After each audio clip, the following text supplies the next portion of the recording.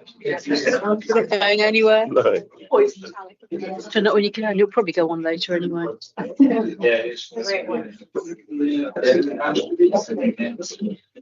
Good morning, ladies and gentlemen. It's now 10 o'clock, regardless of the clock on the wall. Good morning and welcome to this meeting of the Eastern Area Planning Committee, Wednesday, 18th December 2024. For the benefit of the public attending today or watching on the live stream, I'm Councillor David Tuck, Chair of this committee. My Vice Chair is Councillor Duncan Sowery-House. The meeting is being live streamed and will be available to view on the Council website after the meeting. By attending this meeting, you consent to being filmed. Can I remind everyone that when you are speaking, please speak directly into the microphone so that you can be clearly heard and seen. The Planning Committee is not a public meeting, but a meeting to which the public is invited. All attendees must comply with the ruling of the Chair. They must not interrupt the meeting or cause undue disturbance. To support this, please switch off your mobile phones or select silent mode for the duration of the meeting. And those using Teams, please ensure microphones are on mute and your device volume is set to 0 to maintain audio quality. Only those who have registered to speak in accordance with the speaking protocol will be invited to address the committee for a maximum of 3 minutes. That will be limited to the first 3 people objecting to and the first 3 people supporting the application to have registered, along with parish council and ward member. If the applicant or agent speaks in support, they are one of the 3 public speakers. We have 4 applications to determine today.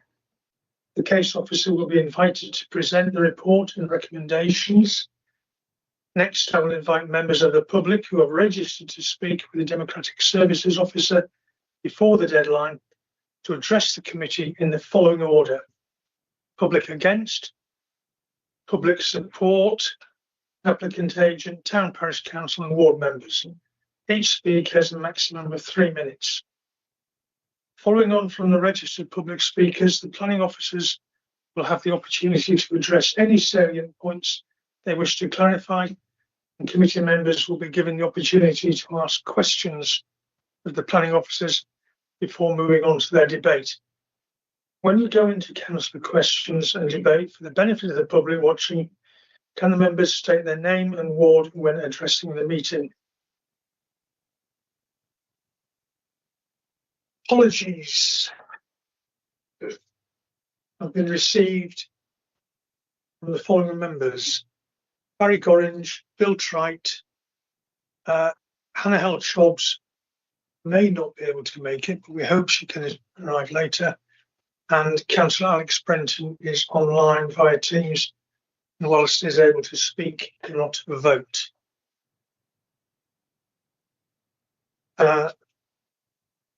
Does anyone have any declaration of interest? I'll take that as a resounding no. Has everyone seen the meeting, or the minutes of the previous meeting published online? Anyone have any queries on them? So can I take them as read? All in favour? Yes. Yeah, unanimous. I'll sign them a little later.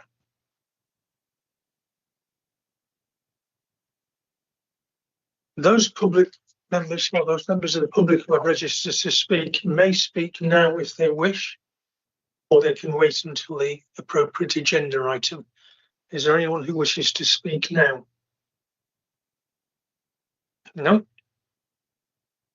Right, moving on to item number 5, which is MPO 2024-02946, lands east of New Road, West Parley, Dorset. I should have introduced, I beg your pardon, I should have introduced all of the members of the officers who are with us. We have Kim Cowell, who's Senior Planning Officer, Amy Shinkins, Jade. Jade, and we've got Liz Adams as well. Oh, yeah. Thank you. And legal. Hmm? And legal. Oh, and we've got legal as well, which is always useful. Right, let's move on to item 5, Lands East of New Road, West Parley. Naomi is going to present it. Over to you. Thank you, Chair. Good morning, members. This application is as noted on the slide, and the purpose of the application is to swap the order of sang delivery as approved under previous applications.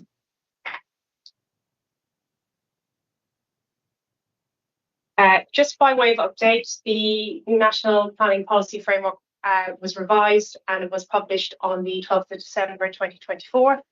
Changes to the NPPF do not impact this type of application, and other than some paragraph references.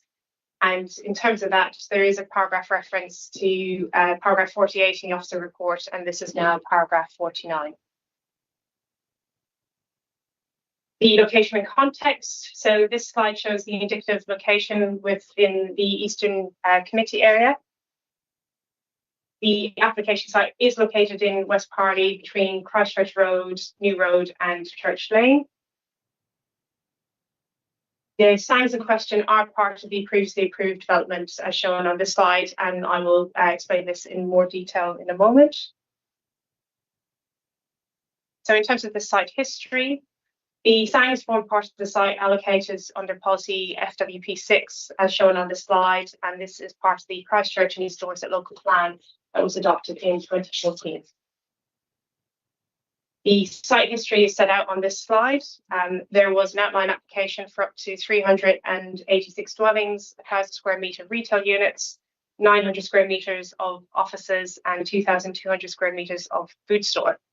This is together with the required accesses, a link road, public open space, which includes the signs that form part of the application today, and allotments, and all these were required under the policy FWP6. The Reserve Masters applications were then approved for 2 residential phases as set out on this slide. Again, this slide shows the outline application. And this slide shows the phasing plan for which was approved under discharge conditions in the outline application. Phases 1 and 2 are the residential areas, and we can also see the food store to the north. So I'll just get my pointer. The food store to the north, and this is the completed little supermarket that is currently open and operating. And there's also the local centre to the north, which was approved outline. Just to note, a Reserve Matters application has not been submitted for the local centre to date. However, last week, the local planning authority did receive a full application for a mixed-use development for retirement living, open market apartments, some commercial units, cafe drive-through, charging station, and public park and square. The local centre application is not related to this application and is a separate matter, and officers will be carrying out the public consultation on this prior to the Christmas period, including erecting the site notices, and this application is under consideration. Again, only received last week. So in terms of the application side itself, these are photos of the sang as they are currently. The western sang still forms part of the construction site. So we can see the top picture, the residential phase 2 area, partially under construction, and the sang known as sang approved as sang A is behind this, and we can see the existing trees and some of the properties on Church Lane behind there. This is the view of the eastern sang. It's obviously a significant area of sang. The developer is currently working towards delivery of this sang area. So the proposed changes to the planning application. Again, this application is to amend the current Section 106 legal agreement, which requires the western sang to be delivered prior to the occupation of any dwelling, and the eastern sang to be delivered as per the timescales set out in a sang management plan that is required by condition. The application to modify the legal agreement is to provide the delivery of the eastern sang first, in line, and then the Western Sang later in line with the construction of the later residential phases. The bullet points on this slide highlight the changes required to the legal agreement, and they include swapping the Sang references, securing 2 hectares of temporary grasslands and car parking adjacent to the residential development, securing the play area adjacent to the residential development by July 2025, and amending the Sang delivery trigger prior to the occupation of the 49th dwelling. Just in terms of the Sang delivery trigger, officers are aware that some occupations have occurred on site, which is a breach of the current 106 legal agreement, where the trigger for Sang delivery is prior to the occupation of any dwelling. Based on the timescale set out in the officer report and later in this presentation, it is not considered expedient to take legal action as harm has not arisen, as confirmed by Natural England in a letter received from them. Natural England are satisfied that the Sang can be delivered prior to the occupation of the 49th dwelling, where the threshold for development to require a Sang is 50 dwellings, as set out in the Dorset Heathlands supplementary planning document, as highlighted on this slide. Just also to note, allowing the occupation of up to 48 dwellings facilitates the occupation of the 37 affordable housing units which have already been built on site and have recently secured a registered provider. So in terms of local representations, objections were received from 14 neighbours. The topics of concern raised are set out in the officer report and also on the slide. And these include the impacts of the change are unclear, the impact of prolonged construction, impact of construction on the Sang lands, delays to delivery of the Sang, impacts on neighbours, particularly on Church Lane, concerns about the timescales for completion, and also that the application description wasn't very clear and confusing to the general public. In terms of consultee responses, these are summarised on this slide, and there is an objection from the Parish Council, and just to note, there's no objection from Natural England and the Dorset Council Mitigation Delivery Team. So in terms of the principle of the change to the obligations, again, this shows the Sangs as approved with what is referred to as Sang A to the west and Sang B to the east. I'll just refer to them as the Western and Eastern Sangs from now on to avoid confusion. And again, this shows the phasing as approved. So the applicant has advised it is necessary to deliver the Eastern Sang first, as the approved Western Sang will have drainage pumped into it from the phase 2 construction when that takes place, and is in part going to be a soil store to reduce wider lorry movement impacts across and around the application site. So we can see phase 1 with a lot of blue and red on it. Phase 2 is the grey, and we can see there's drainage from phase 1, but also from phase 2 that will continue into the Western Sang area to the SUDS features, so these sustainable urban drainage features that will be located in the Sang as approved.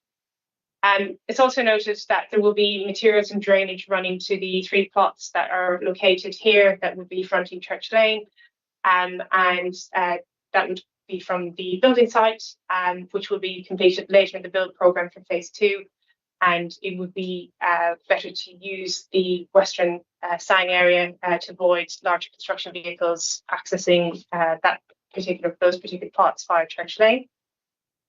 The applicant also considers that the provision of the larger Sang B ahead of the, larger Eastern Sang ahead of the Western Sang will deliver earlier and better community benefits, where more usable Sang land would be provided in accordance with the Dorset Heathland supplementary planning documents.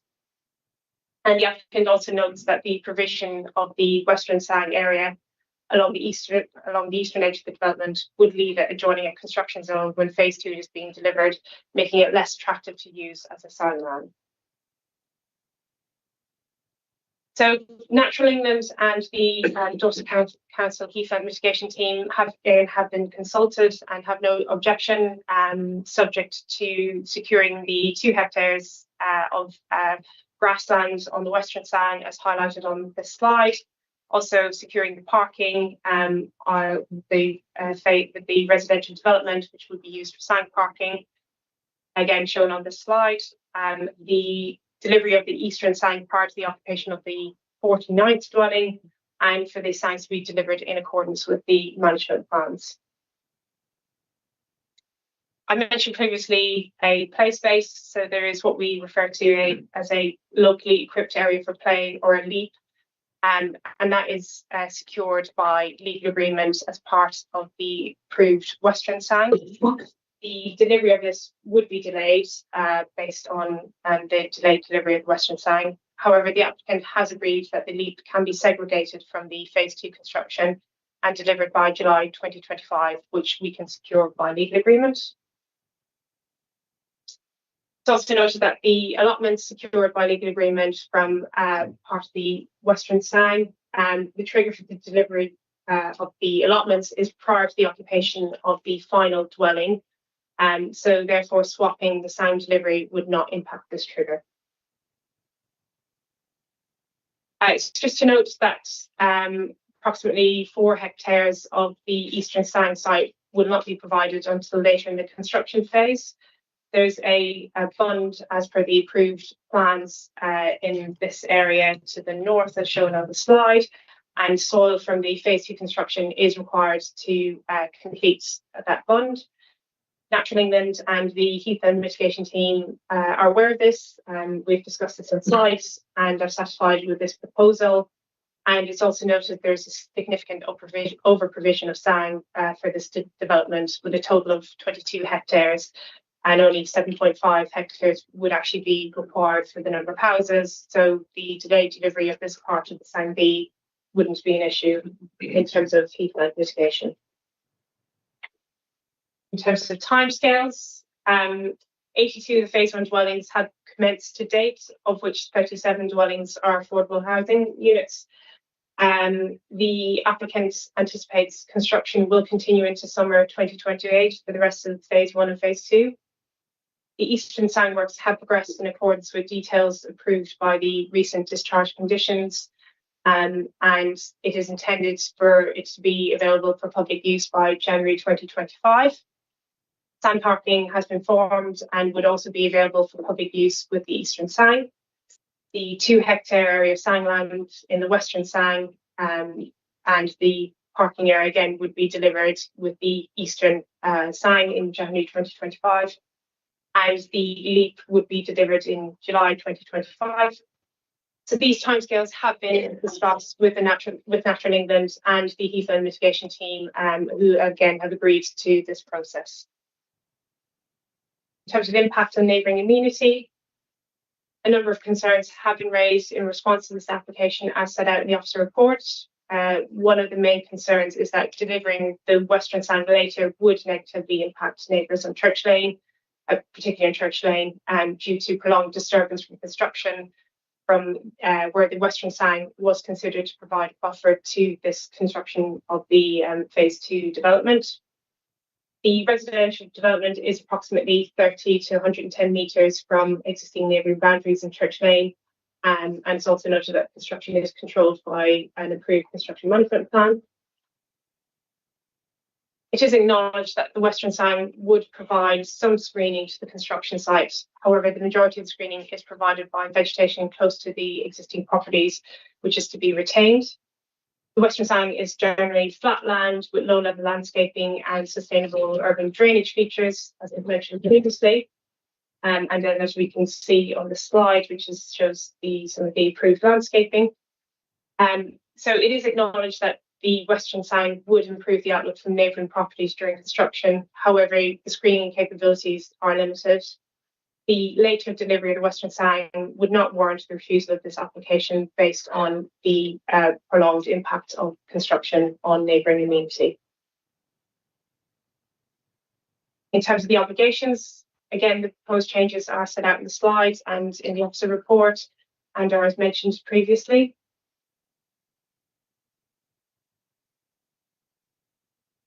And just to finish up, the officer recommendation is to grant, subject to securing the changes, for the Section 106 agreement as set out on the slide. Or if those were not secured, the application would then need to be refused. So that concludes my presentation. Thank you very much, Mary. We have a few public speakers on this. The first one is an objection from Rob Elliott. You take your seats there. If you to use the microphone, just press the right-hand button. That's it. Yeah, is that working okay? That's working okay. You have 3 minutes from when you start, Okay. and my vice chairman will keep an eye on the time. Thank you very much. Good morning. Thank you for listening to me this morning. Yesterday, I met one of my neighbours who said, "Why are you going, Rob? Because it's already done.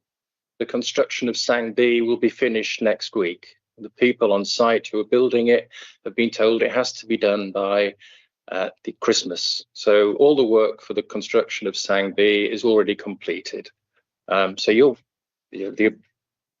this seems to be just a rubber stamping of something that's been agreed already. On paper, the switch of the Sangs, I don't think is a bad idea if it had been handled better. I think communication between the developer and existing residents has been totally non-existent. The same goes for the parish council. We knew nothing about this switch of the plans until the application was put in place. The developer's been in consultation with Natural England and other people since the summer of 2023 on this subject. The only notification we got was the very bizarre proposal that was put out as an application. It made no sense to anybody. It was just legalese saying swap this clause for that clause. It didn't explain anything or the implications of that proposal. It took 2 weeks of complaint to the planners for them to put the contract that this proposal was to deal with onto the portal for us to look at. And it then became very, very apparent what the big issue was. And the big issue, which none of us knew, the parish council didn't know, that in that contract there was a statement saying that no houses should be occupied before Sang A were completed. That was a difficulty for the developer, and that's the real reason they want to make this switch. So consultation, I think, was very bad. I don't think the developer had any indications of, there was a word put up on your slide, obligations. Their obligation was to deliver the Sang before any houses were occupied. They ignored that. And they went, in the end, they came up with an enforcement proposal. And lo and behold, their enforcement proposal and the answer to that is what they wanted. A switch to an easy Sang on Sang B. Sang B is very simple to build. They get a big area of land to store soil, and they've got full access to phase 2 from behind. That leaves the residents on Church Lane with Heras fencing rammed up against their fences and hedges. They can't access some of those hedges to cut them. Thank you, Mr. Elliott. Weeds are growing up. It's your time. That's 3 minutes. Sorry? That's 3 minutes. Mr. Okay, Elliott. all right then. Thank you. All I would ask is that you put some timetable on the development of Sang A, that at the moment, if you allow this switch, there is no limit on the delivery of Sang A. It can go for the full 4 years. Thank you very much. Thank you. Thank you. Next public speaker is David Nash from Bellway Homes, who's the applicant stroke agent.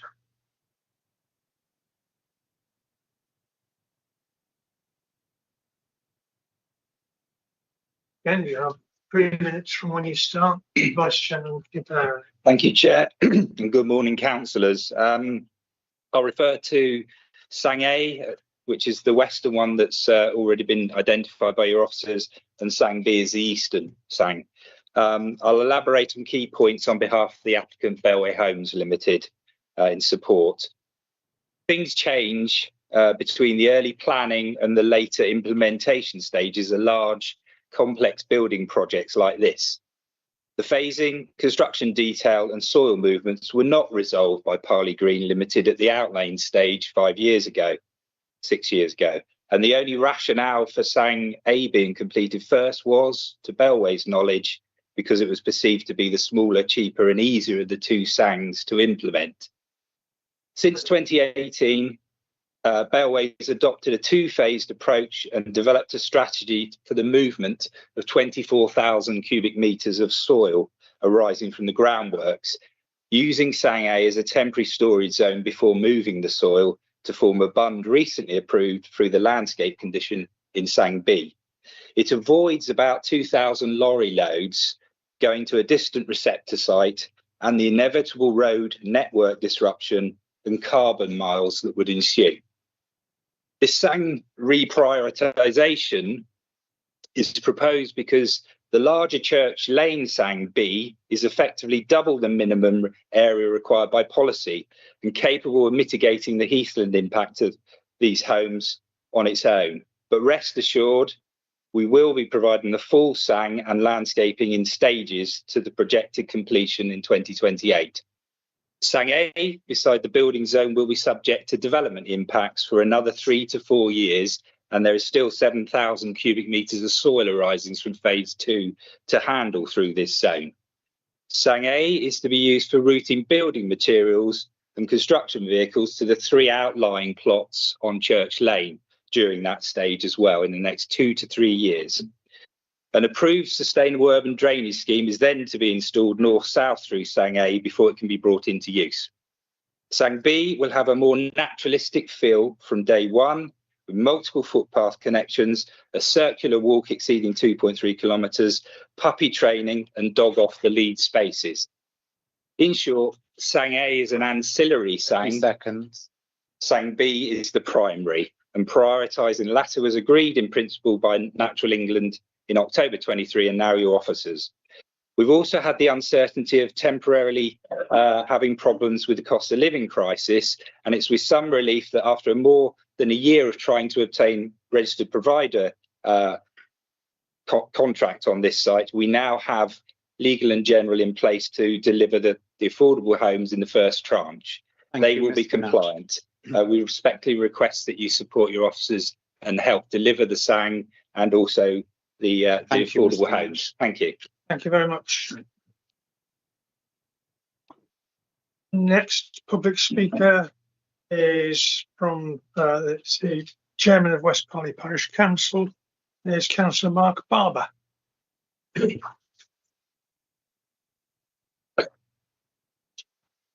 Thank you, councillors and member of Dorset Council. Firstly, obviously, a lot of us are in the commercial world. There's not a huge amount that has changed commercially in development in the last 4 years from when the deals were originally signed to where they are now. So any changes of provision certainly should have been forecast back then. We're all in the commercial world. We all have to, change and adapt. In principle, the new Sang, yes, it looks great, but the trouble is it's not accessible. There is a very small car parking area, which is going to be where the allotments are. The actual amount of car park spaces has not been allocated. It looks like about 10 or 12. There's going to be 12 allotments. So if those allotments are used, there's no car parking facilities then for anyone to get to the new Sang. So should they be able to park, they would have to walk across a building site, cross a road, which we've just been told is going to be used by the contractors to move with lorries, soil backwards and forwards, across a road that has no car parking facilities, no restrictions on car parking, and is a narrow lane. The gates then to access the Sang are not accessible gates, so they're not going to be open for everyone. The dog walking facility is at the far side of the Sang, so you are asking people to park in a car park that might not have any spaces, walk across a building site, cross a busy road that has lorries going backwards and forwards, to get to a site that they might not be able to get into, because if they've got accessibility issues, they can't get through the gates. So we then have a Sang that actually is not a useful thing for the local people. Who can use it? we're going to have this huge area of land that potentially cannot be used because it is not accessible. So whilst, yes, it's a fantastic facility, there again has not been the thought put into the process of delivering. It has been done on the cheap and on the quick to satisfy the planning requirements and to ensure that they have done a SANG. So we are now in a position where we could have, a white elephant in the room.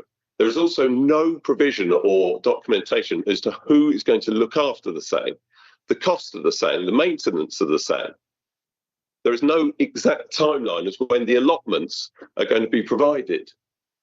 These are facilities for the local people that need to be provided for. And without rigorous, real clear timelines, we're not going to have them, and they are not going to be accessible. Thank you very much. Thank you. Thank you very much indeed. And the final public speaker on this is the local ward member at Dorset Council, which is Councillor Andrew Parry. Good morning, Chairman. With the brief from my West Parley community to communicate to your committee the strength of feeling about further chaos on the rollout of this development, when plans keep being amended on the scale we have witnessed on this site from inception through to today's application, suspicion of one of two things arise. Either the original plan was so catastrophically wrong that the officer's recommendation at the time to this committee to approve it should never have been made, or we are witnessing a cynical salami slicing tactic to enable the developer to get an overall scheme delivered with the sole purpose to maximise their profits at the detriment of the wider community for reasons still unknown. I hope your committee will particularly scrutinise the behaviour of vehicles accessing this SANG, which in all likelihood will be driven to the site and by logic parked at the very closest point of access. Please drill down into what is really going on here. Is it poor conception being desperately rectified to comply with planning breaches, or sleight of hand tactic for commercial gain? Either way, it is not a good look and is unacceptable. In the latest application, it is far from clear what the justification is for it. The reasons stated are weak and leads people to wonder if the developers are taking this committee and the community for fools. If that is the suspicion of councillors today, then you need to send a very strong message back and vote against it. You are not rubber stamping bureaucrats, but democratically elected members to ensure good governance. Otherwise, local planning credibility will be further eroded, and that is something I know you are all keen to prevent. I hope you will see this application for what it is, a sham. But may I thank you for giving me the opportunity to articulate the strength of feeling amongst the residents of my West Parley ward. Thank you very much, Councillor Parry. Officers, do we have responses to comments made? Thank you, Chair, just to come back on a couple of points. Just in response to Mr. Elliott, the application was received in May and it was advertised by site notice. I appreciate there was some confusion with the application description, but I then had the applicant submit a letter of explanation in August on the 23rd of August, so that was made available online to clarify the issues. The Section 106 agreement that related to this application is with the previous outline application. I then added it to this planning file, I think some time ago now, obviously after the application was initially validated, but my point is the information has been available to the public for some time now, given that it's now December and the application has been in since May. In terms of the timescales for the delivery of this SANG, which was raised by Mr. Elliott as well, there's a condition from the outline application that requires the SANG management plan to be provided and approved by the local planning authority. I'm working with my colleague Jade on this point, and the SANG management plan says that the Western SANG will be delivered by the 238th dwelling. So I think that's the final dwelling of phase 1. So that the timescales for the delivery of the SANG A, as I mentioned in my officer report, would be delivered in accordance with the SANG management plan that needs to be agreed. in response to Councillor Barber. The sign provision is as approved in the outline application. The parking for that is also approved under the outline application. The application, the requirement for the 2 hectares of grassland, and I'll just get the correct slide up so I can point that out. You can bear with me.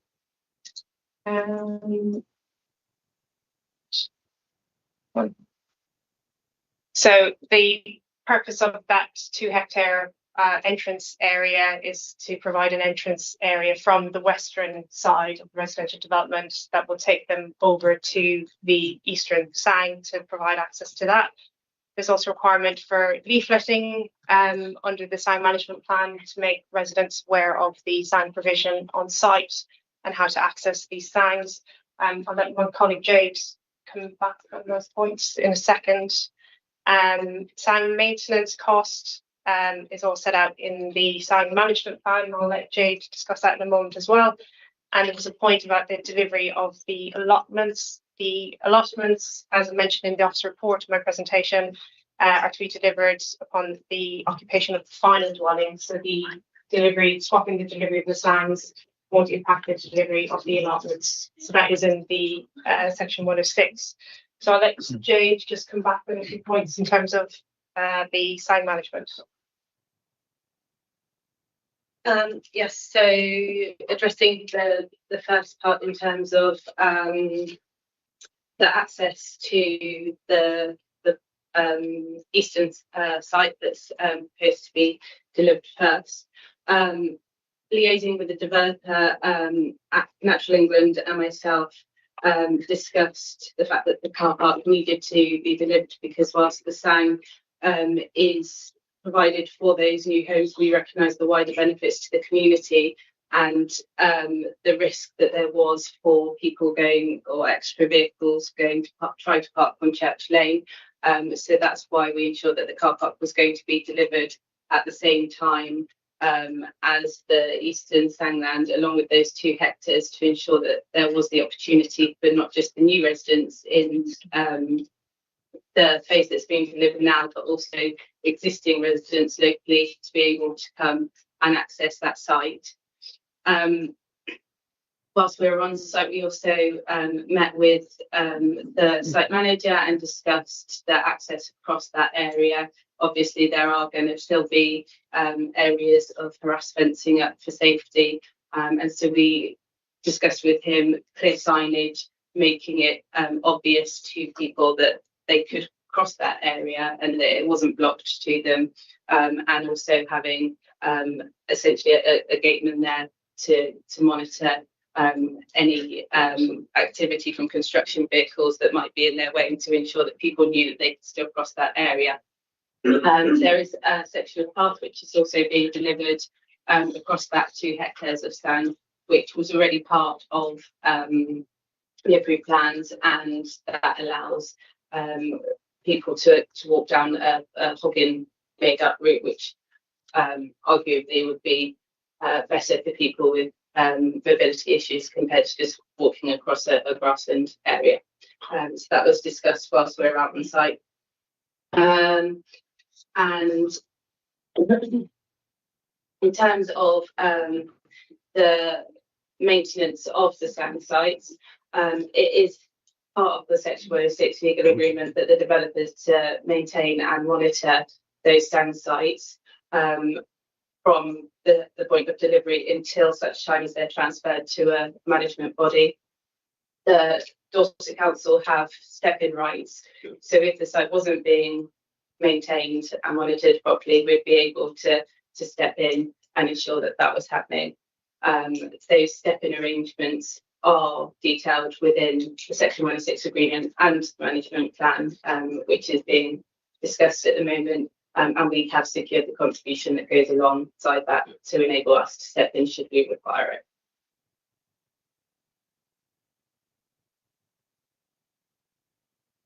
Thank you very much.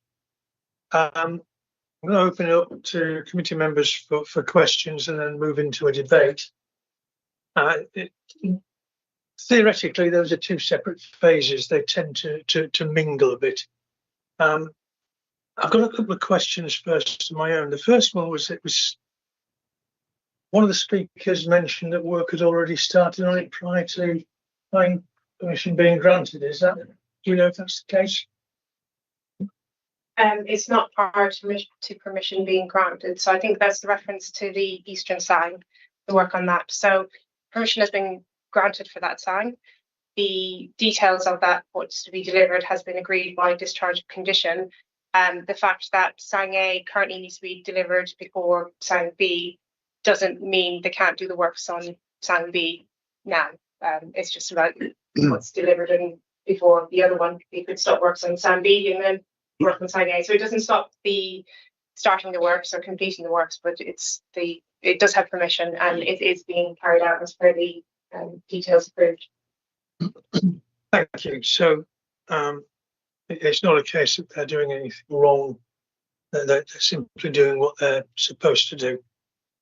And could I ask what the difference is between occupation and sale in terms of the trigger point for housing? If that 49th, 50th house is sold, are the people who buy it not allowed to move in, or how does that work? Thank you. Well, occupation is the trigger because the impact on the heathland is based on people living there and using the heathlands in the surrounding area. So it's actually when people move in. In terms of legally, if someone buys a house, and I don't know in terms of legally if you buy a house when you can or can't move in. I don't know, Hannah, but the trigger is occupation. So once people start moving in, that is the trigger. Okay, thank you. Sounds like it could be interesting to police that, but moving on to members of the committee. Any questions from anyone on the committee?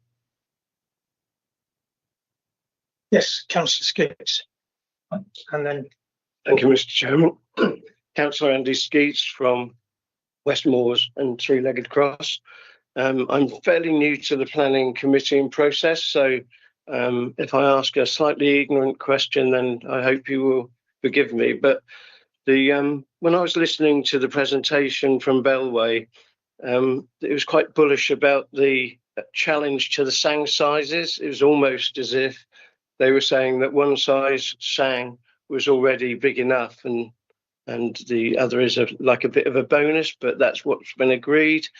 I'm concerned that because of the way he presented that, it sounded as if it could be a potential challenge later. So that concerns me, and I'm sure Naomi may well be able to answer that.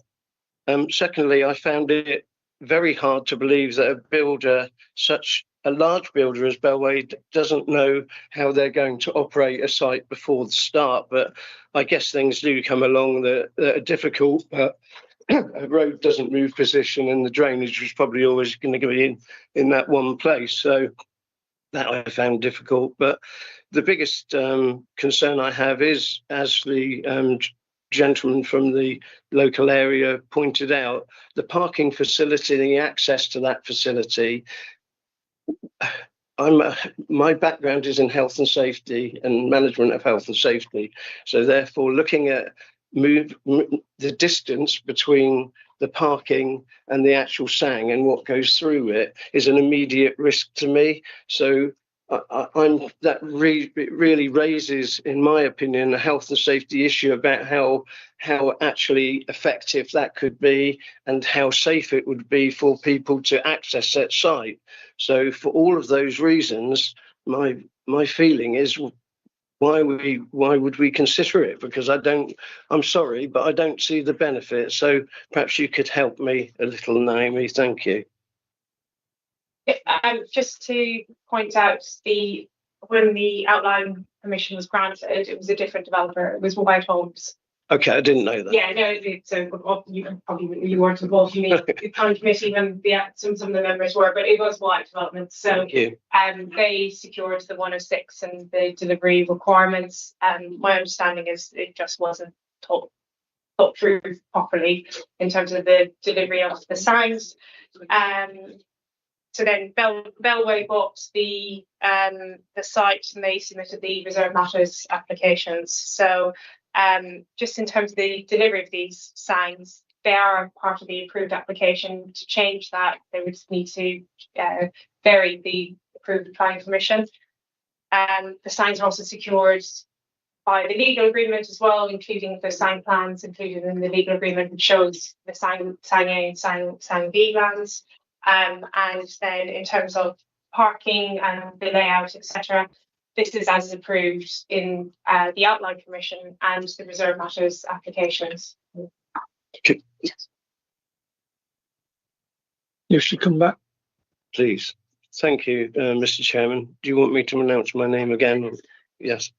Yes. One saying yes, one saying no. Yes. Once you've said it, Three-legged cross. We have members that could be just listening to the audio and they won't be aware of who is speaking. Yeah, good point. Right, thank you. Sorry, Naomi, it's completely thrown me, that has now. Beg your pardon. So the SANG, just going back to the SANGs are agreed. There's an agreement in writing. The developer cannot wriggle out of that need for that SANG. It really did worry me the way it was put over. I may have been a bit slip of the tongue, but it did feel like they were saying that one was big enough and the other one was like an addition to it. But they can't get out of that SANG. That SANG has to be provided. And if they didn't want to provide it, what would happen? The signs have to be provided. It is part of the approved application. If they didn't want to provide it, it would have to come back to planning committee. Thank you.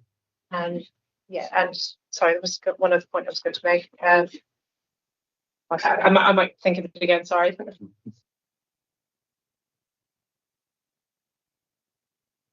Does that answer you? Yes, it answers my question, but I have to say that I'm still faithful. I'll listen to what other people have to say. Sorry, Chair, could I just come back on one point? I remember what I was going to say. Just 1 second. In terms of the over provision, there is an over provision of the SANG area for this development for the number of houses. So I mentioned that in my presentation and in my officer report. So I think there's 22 hectares of SANG being provided, and this number of houses only requires 7.5 hectares. So that may have been what the developer was referring to, but the SANGs do have to be provided as approved. Otherwise, we'd have to come back to the meeting. Thank you, Naomi. But it did feel like a threat. Sorry, okay. But it did to me anyway. Okay. Thank you, Councillor Spitz. Beryl, you were next. Thank you, Chairman. Councillor Beryl from Wareham Ward. It appears to me that the objections from all the local people, including our local member, is that there was very poor consultation at that level. And I'm being informed of what was going on by these huge developers that are going to impose this huge development on the local area. And that's to be deplored. Really, they should know better. And the fact that, just to catch up, I've been on planning committee for a long time. So the fact that SANGs are reasonably recent, they're built because there's no green space within the development, right in the development. But this, I think Natural England says that the SANG being provided is more than what would normally be allowed. So that is to be actually applauded.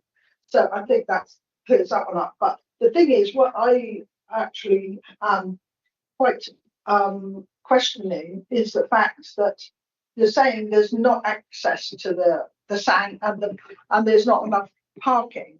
Now, I haven't read all of the papers, and I didn't think it came across that there should be extra parking for the allotments and for the SANG, and the access to both of the SANGs should be obviously in the plans, that there is kissing gates, there is a path, a footpath, there's all those things provided that when this is all finished, and I know it's going on to 2028, so at the moment you have to put up with all this building site and all this movement of earth. But they are going to put in a bund, they are going to protect it. So at the end of it all, you should have easy access to Sands. And can I ask, is that provision put in for extra parking for the allotments and extra access and for the Sands, both of the Sands? Thank you. The parking and the accesses are as approved under the reserve matters applications. It's not before members today. What's before members today is just the swapping of the delivery. So it is what has been secured is as approved in the reserve matters. So that's not before members today, and it's not to change that either. Thank you.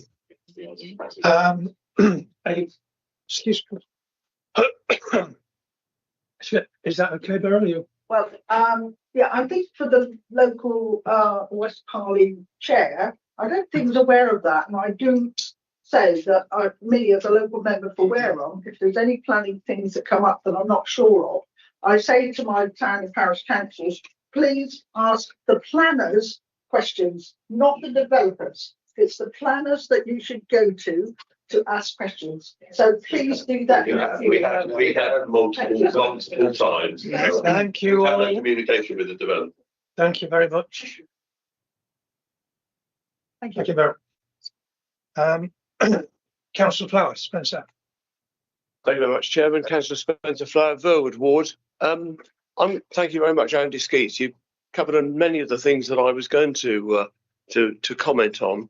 For me, the one important one is the access, safe access, even if it's the provision put in for a town on a temporary basis to ensure that people get safe access, don't come in conflict with traffic, whether it's construction traffic or what traffic it is. In the long term, there will be access, of course there will, in a natural environment. But I think in the moment, I can see why they're having the swap, and you could have an argument about should they have got it right in the first place, and the answer is probably yes. But we are where we are, and I think the important thing for me, if this is going to happen, then we need to make sure absolutely that we ensure that the applicant provides an interim safe access to this site, that we can be, because I'm like Andy, I'm very concerned about public health and safety, and this is paramount for me. And if we don't get, we need to get that assurance. If it's in there, tell me about it. If it isn't, we need to ask for it. Thanks, Chair. Yeah, as Jane mentioned, it was discussed on site the best way to get access from the western area over to the east side. It was discussed with signage and banksmen if there is going to be potential for construction traffic. We still have to agree the Stang management plan. We can include a section on pre-delivery, so during construction, how that access can be managed. So we can add that into the Stang management plan, so we can be satisfied that safe access can be provided and secured, which is then enforceable because we have it in a document that's agreed. So if we're not carrying out the processes, we can then get enforcement involved because it's an approved document, but like a construction management plan. So we can include that information in the Stang management plan. If I may just come back just briefly, thank you very much for that reassurance, because it's in the interest of the applicant as well.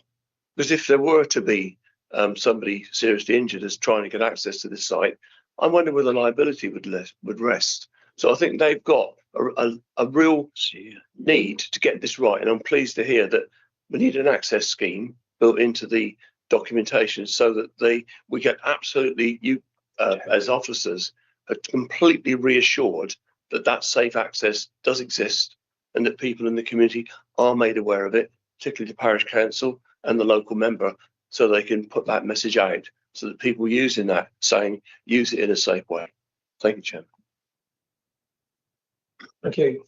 I'm going to come to Tony in a minute. I just want to ask a question. At this stage, we have an application before us, which we can either approve or reject. We can't make changes to it at the moment. So, if we're happy that this Stang management plan will answer Councillor Flower's point, then that's fine. If not, then our options would be to either approve and not worry about it, or to reject and get the applicant to come back with a better plan. Is that correct? Yes, that would be the case. Thank you. Councillor Coombs. Thank you, Chairman. Tony Coombs, also Verwood Ward. I think the previous speakers, both Andy Skeets and Spencer Flower, have sort of landed on what is the nub of this application.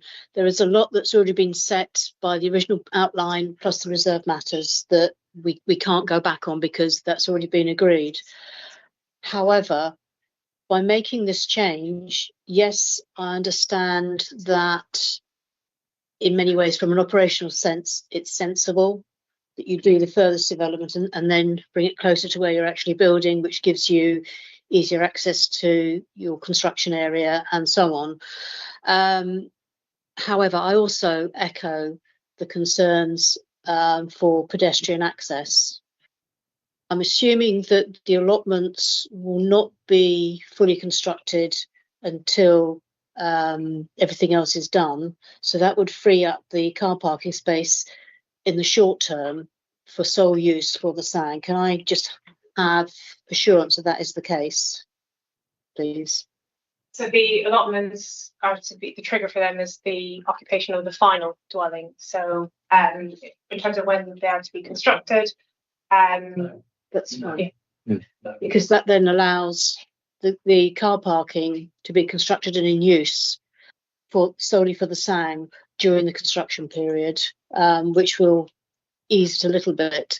However, I do seriously echo the safety concerns, and if we can have that other, is it slide 17 back up?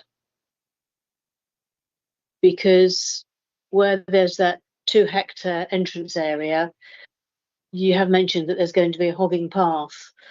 I'm going to test the water. I am going to move grant, but not as per the officer recommendation. It will be the officer recommendation with a slight amendment, and that is to ensure that the agreements about the SAG that Naomi has been discussing and the construction management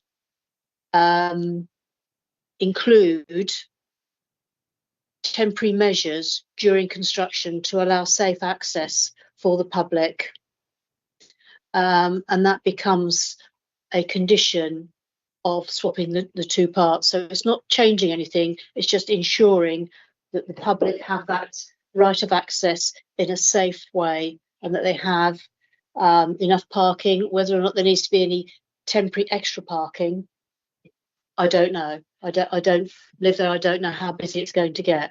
But we need to ensure the safety of everybody. So I would like to move grant with that amendment regarding the agreement about access on a temporary basis. I look to a seconder, Chairman. Thank you, Tony.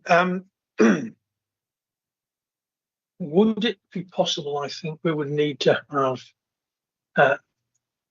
some details of exactly what the wording of the condition you're suggesting should be. I don't want to put you on the spot and say, can you read it out now?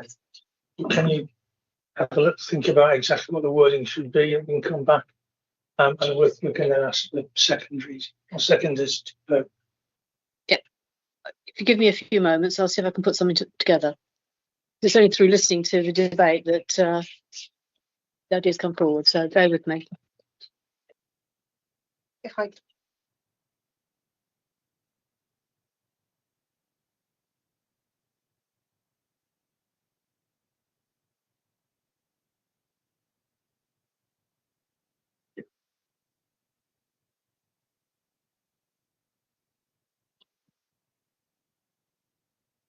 So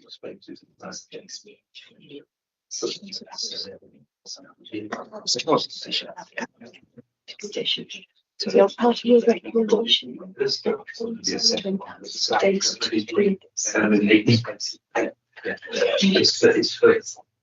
Ladies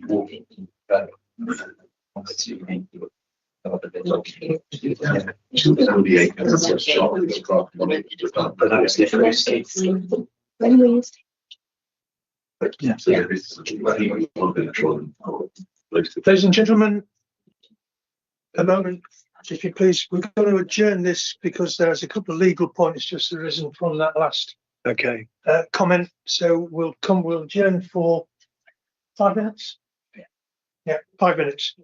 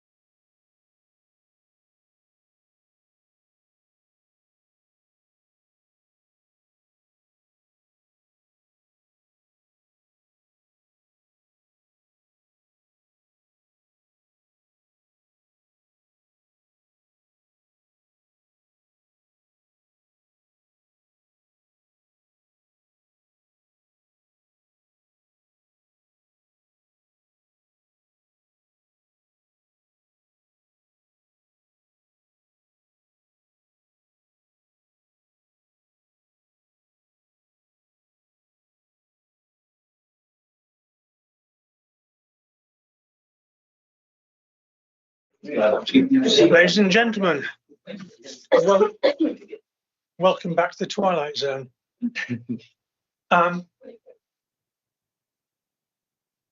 Councillor Coombs was making a proposal which had some interesting repercussions, legally speaking, and she is about, I believe, to reiterate her proposal with slightly amended wording. Is that correct? Thank you, Chairman. Yes, Tony Coombs, Burwood Ward. As you can see, during the break, we had a lot of discussion between planning officers, legal, the chair and myself, and we've come to a form of words, which you can see on the screen. Grant as per the officer recommendation, with the addition that the SANG management plan also be required to include safe access for the public during construction of the development. And I think we should add in whole development across the 2 hectare SANG entrance area to the eastern SANG, with details delegated to the head of service in consultation with the committee chair. And that's sort of standard wording about delegation. But that is to ensure that the public have a safe right of access through. We can't put in extra conditions. This is the only way that we can make the change needed to improve the safety for everybody. It's limited, but I think it's the best we can do under circumstances. I hope I have a seconder.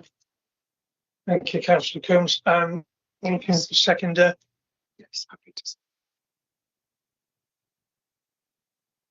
Councillor Sari Housecorp Mullen, I'm very happy to second this proposal. It's not a standard planning application, as we know. So this is the only tool that we have to require the concerns that have been raised in this place. So therefore, I propose that I second this. Thank you. So we've got a proposal that's been made and seconded. Before we move to the vote, I'll open it up for debate. Anyone wish to make any comments on this application or the proposal that's been made? Anybody wish to speak? Take that again as a resounding no, in which case we can move to the vote. So all those in favour of the proposal as per the wording on the screen, please raise your hand. 1, 2, 3, 4, 5, 6, 7. That's unanimous. So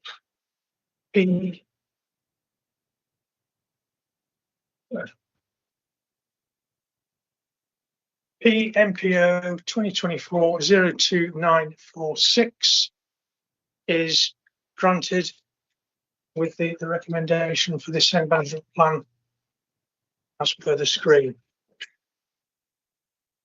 Thank you.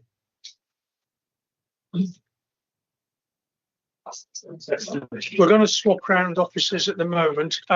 What we can do while we do that is we can take a 5-minute wee break if anybody needs, and then we can proceed in literally 5 minutes. We've lost it.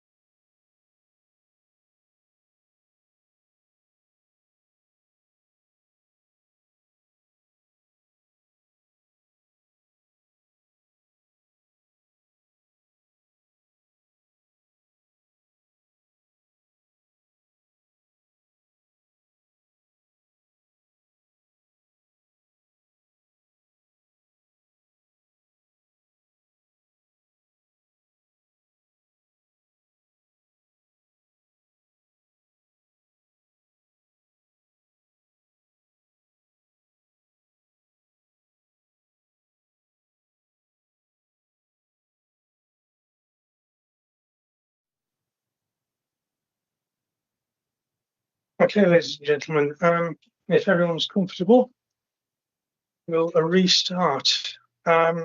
Next application is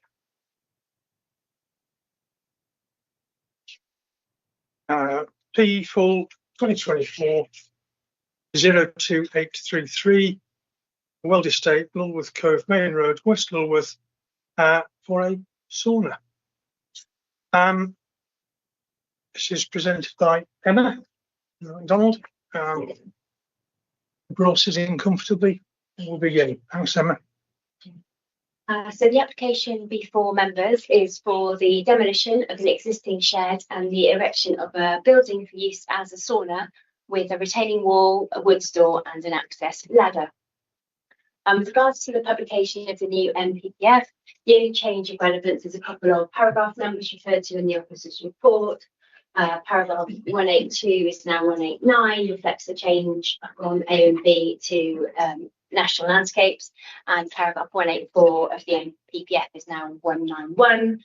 Paragraph 16.9 of the officer's report also should refer to paragraph 135 of the NPPF. So in terms of the location, the application site is located on the beachfront at Lulworth Cove, approximately 500 metres to the south of West Lulworth.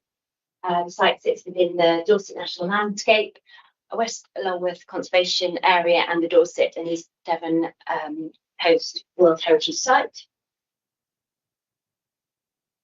The application site, as you can see there, is outlined in red.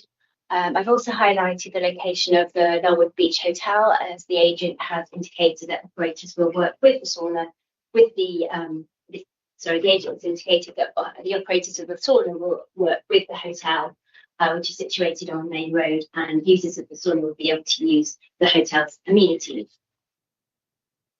The site comprises of an elevated concrete and masonry plinth on which currently sits a metal clad storage building, understood in the past to have been used to store fishing equipment. As the photograph shows, the building is in poor condition. There's a vegetated cliff adjacent to the northern boundary of the site, and the beach is immediately to the south. To the west is an assortment of commercial buildings with a beach continuing around the cove to the east. And this photograph show is looking to the northeast around the cove.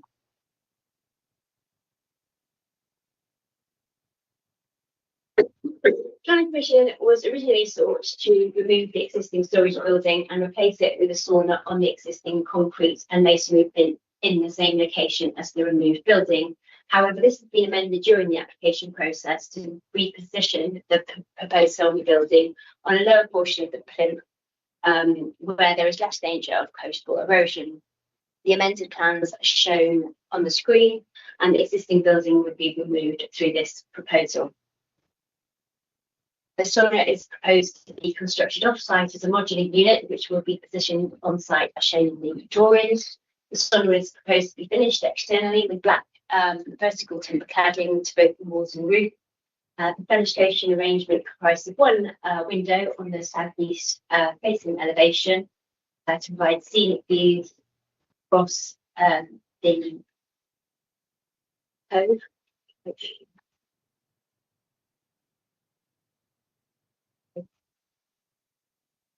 Yeah, it's good.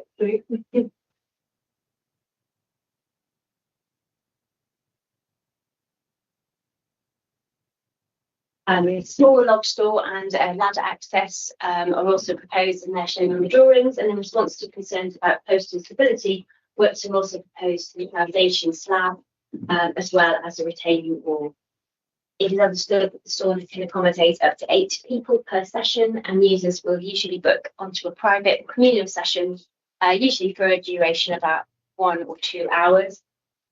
Opening hours will vary throughout the year, as set out in the officer's report in paragraph 16.52. Opening hours will be later, generally in the summer months. In terms of the key issues, the key issues are the impact on the character of the area and coastal change. In terms of the impact on the character of the area, As I said, the application lies in a prominent and sensitive location within the Dorset National Landscape and the Purbeck Heritage Coast, and is also part of the Jurassic Coast World Heritage Site. The site also lies within the conservation area. So, a number of comments were made to this application. The Conservation Officer was of the view that it would be preferable that there were no buildings interrupting the beauty of the area. However, there is a long history of structures here, and the proposed structure is of similar size and form to the existing structure that will be removed. There will be a visual improvement given the dilapidated shed that currently exists. Concerns were raised by the conservation area regarding additional paraphernalia and clutter that would detract from the natural beauty of the area. However, conditions are recommended to prevent this. Also, concerns about the proposed location being in such an exposed position may result in deterioration of the building over time, and a temporary permission will enable the condition of the building to be monitored in this regard. The Jurassic Coast Trust considered that the impact on the World Heritage Site would be negligible, and that the sauna would provide a means for people to make better use of the coast, the Jurassic Coast, to support well-being, which is one of the aims of the Jurassic Coast Partnership Plan. However, they were also concerned about the long-term sustainability of the site in this location. A series of third-party reps were also received. Some were concerned about the visual impact of the sauna and the commercialisation of this part of the cove, whereas other respondents considered that the nature and scale of the proposal would not pose a threat, with some considering that the sauna represented a visual improvement. Concern were also made regarding the impact of lighting on the intrinsically dark landscape. However, no external landscape lighting is proposed. And overall, officers consider that given the single story scale and nature of the proposed building on an existing concrete plinth and the removal of the existing dilapidated building will preserve and enhance the character and appearance of the area, and no harm has been identified to the landscape and scenic beauty of the National Landscape, Heritage Coast or Conservation Area, subject to conditions which include granting a temporary permission for 3 years, and also conditions to ensure that the building is removed. With regards to coastal change, concerns were raised by West Selwood Parish Council and third parties regarding the siting of the proposal due to the stability of the cliff to the rear. Officers have worked closely with the coastal risk management team when determining this application and have required further information to be provided. Amended plans have repositioned the building on the lower portion of the plinth, where the cliff face is lower and to reduce slope gradient, together with a series of other mitigation measures, including the intervention of vegetation on the cliff to provide stabilisation, works to the concrete plinth, and a new retaining wall at the base of the slope.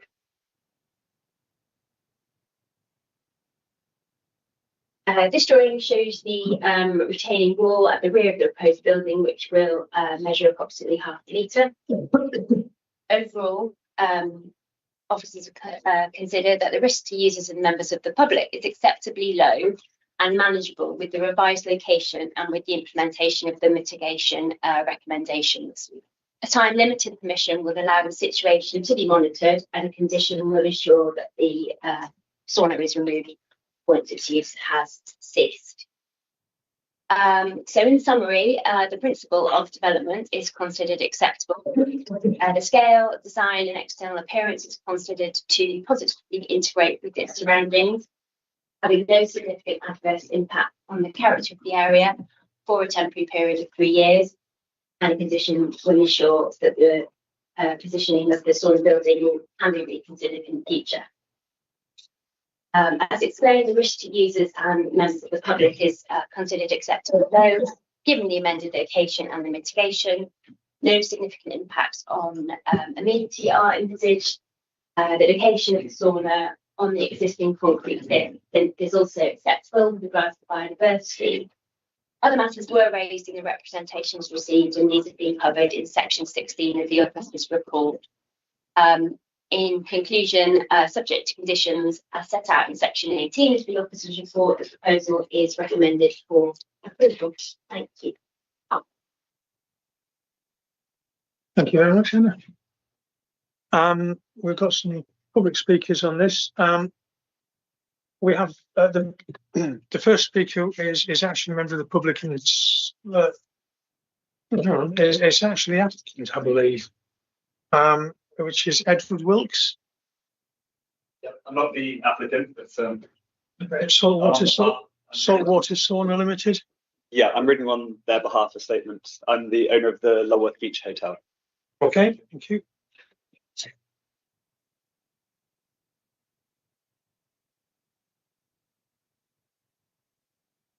Good morning, members of the committee. My name is Edward, owner of Lulworth Beach Hotel, and I'm speaking today on behalf of Sam and Arlene, founders of the Saltwater Sauna. Sam and Arlene are deeply regretful they couldn't attend today, having just welcomed their first baby girl. They've prioritised travelling to Finland, Arlene's home country, for her family to meet their granddaughter. Even during this life-changing moment, they've worked tirelessly to prepare for today, and I'm proud to represent them. The Saltwater Sauna is not just a business, it's a space for community, connection and well-being. Born from a shared love of nature and wellness, Sam and Arlene combined their expertise, Sam's doctorate in mental health and Arlene's Finnish heritage to bring authentic sauna culture to Dorset. Their existing saunas in Sandbanks and Avon Beach have transformed countless lives, and they're excited to bring the same impact to Lulworth Cove. The Saltwater Sauna is a business for the people. Over 70% of their visitors are locals, particularly in quieter months like autumn and winter. When our coastal areas typically slow down, their mission is to keep prices affordable and sessions communal, ensuring that everyone, whether families, retirees, or young adults, can access the mental and physical health benefits of sauna use. In Sandbank, Sam and Arlene have partnered with local businesses, cafes, yoga instructors, and fitness groups to create holistic wellness experiences. These partnerships drive footfall to neighbouring businesses, especially during the winter months, boosting the local economy when it's most needed. Their vision for Lulworth Cove includes fostering similar relationships, enriching not just their own enterprise, but the wider community. The Saltwater Sauna is built on a foundation of improving mental well-being. Through their sister company, Resurface Therapy, they provide free sauna sessions for veterans, mental health groups such as Dorset Mind, and other community organisations. One customer at their Sandbank site shared this heartfelt reflection. I wasn't sure at first, just thought it was another fad, but last winter I gave it a go. Honestly, it changed my life. As someone who struggled with loneliness and the darkness of the colder months, the sauna gave me something to look forward to. The warmth, the camaraderie, and the sheer beauty of looking out at the sea made me feel alive again. I walked in as a stranger and left with friends. It gave me a new lease of life and helped me through the toughest season. This is exactly what the Saltwater Sauna is about, offering moments of solace and connection in an increasingly disconnected world. As a local business owner, I see this as a fantastic initiative. I've personally used their sauna in Sandbanks and can't recommend it highly enough. It's a unique, uplifting experience that has the power to transform not just individual lives, but our entire community. To conclude, the Saltwater Sauna is about far more than saunas. It's about well-being, community, and creating spaces that connect people to nature and to each other. Sam and Arlene are committed to working collaboratively to ensure this project becomes a cherished part of Lulworth Cove. Thank you for your time. Thank you very much, Mr. Wilkes.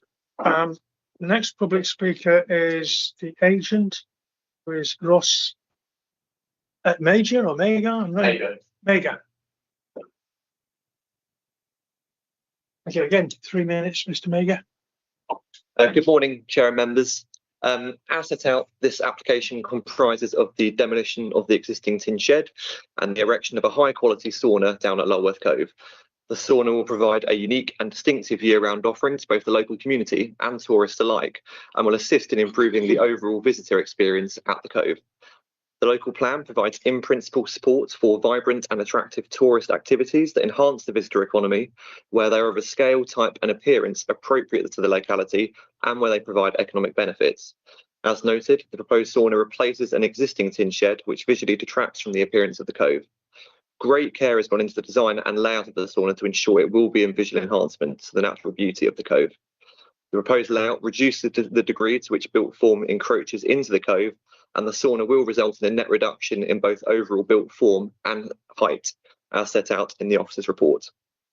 The sauna will provide a year-round offering, generating localised economic benefits to the shops, services, other tourist attractions and tourist accommodation available within West Lulworth outside of the established tourist season. This would help extend the tourist season and reduce recreational pressure at peak times. With regard to recreational pressure, the nature and scale of the proposal is unlikely to result in significant numbers, and it's anticipated that a large percentage of visitors will come from the local community.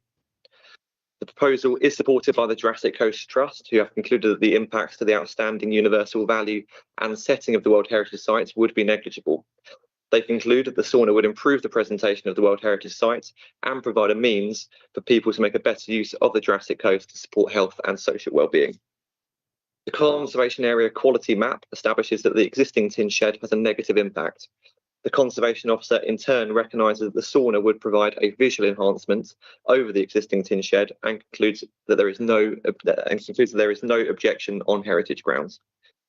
The proposal is not expected to impact on cliff vegetation, and the application includes several ecological enhancements, including informative signage, removal of non-native species and provision of a bat box.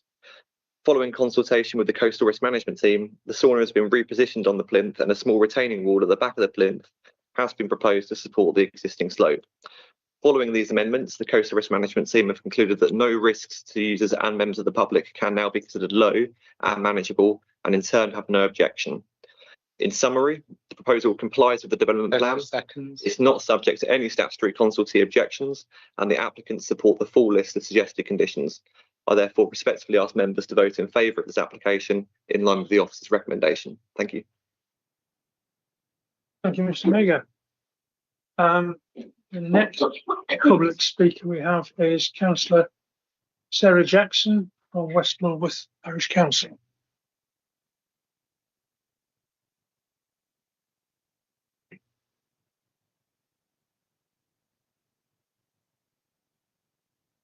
Again, you have 3 minutes, Sarah. Thank you. Our Vice Chair will let you know. Good morning. I have read the planning officer's report, but the report is littered with inconsistencies, as allegedly the risk of cliff fall is low. Yet throughout the report, there are statements that the foreshore is vulnerable to coastal change, therefore making the sustainability and safety of the site questionable. The comments from the Jurassic Coast Trust are that there should be a recovery strategy to address the possibility of catastrophic damage caused by major storm events or significant cliff failures, and that there should be an exit strategy for the dismantling and removal of the sauna should its location become unviable. Is it still sounding low risk? Requiring the site operator to carry out daily inspections of the cliff implies that the risk is anything other than low, suggesting it's not a matter of if, but when. Indeed, 3 months ago, the Lulworth Rangers stated in a post about Lulworth Cove that they'd like to reiterate their advice of being extra cautious around the coastline, especially at the base and tops of cliffs. Is it still sounding low risk? Who is this person who will be responsible for assessing the cliff stability? The sauna attendant handing out towels, and who also happens to have the relevant credentials and insurance to declare the site safe on any given day? Having included it as a list of conditions, are Dorset Council going to ensure that the person appointed is properly qualified to do the job? Because surely the council must bear some responsibility if they grant permission in these circumstances. Bizarrely, the reason cited for all of this activity is to, and I quote, protect the site from issues relating to slope instability. Again, it doesn't sound low risk at all, does it? Please note that immediately above the proposed site was the South West Coast Path, which was closed in 2019 because, yes, you've guessed correctly, it was eroded to the point where it was no longer safe to use. It would have been infinitely more sensible for the applicant to have used their ready-made site just 2 metres to the left out of the shoreline area, which already has a retaining wall, easy access to the sea, thus removing the need for risk mitigation, the urbanisation of the coastal area, and the majority of the safety objections from local people. It is nonsense that the building itself has no visual impact on this many designated area. The black box is to be situated abutting the cliff face in full contrast to the pale colours of the flora, so it will stick out like a sore thumb. The late operating times will inevitably impact on the peace and sense of place of this World Heritage Site, and the smoke emanating all the hours that it's open will further encroach on the area. 30 seconds. Finally, the applicant has stated that there will be no external lighting, but the officer's response states that it could be included if an acceptable scheme was to be presented. It is not acceptable to local people to make provision for it to be sneaked in later on. Thank you. Thank you. Thank you very much indeed. Ms Jackson. We do have another speaker registered, but I can't see her in the room. She's not online either. So I think, I mean, that was Laura Bedover. If she's not here, she can't speak. Simple. Right. Would you care to respond to any of those comments? Yeah, I think in terms of the potential confusion in the report regarding the risk, so the original proposal was considered to be a low to medium risk in terms of slope stability. However, the further work on slope stability was undertaken by the applicant, and with the implementation of the mitigation, well, firstly the moving of the sauna building onto the lower portion of the plinth, and the mitigation that's been put forward, including the retention of vegetation, the retaining wall, and also some works to the plinth. The risk has been is now considered to be low and acceptable and manageable. And obviously we've worked with the coastal risk management team to come to that conclusion.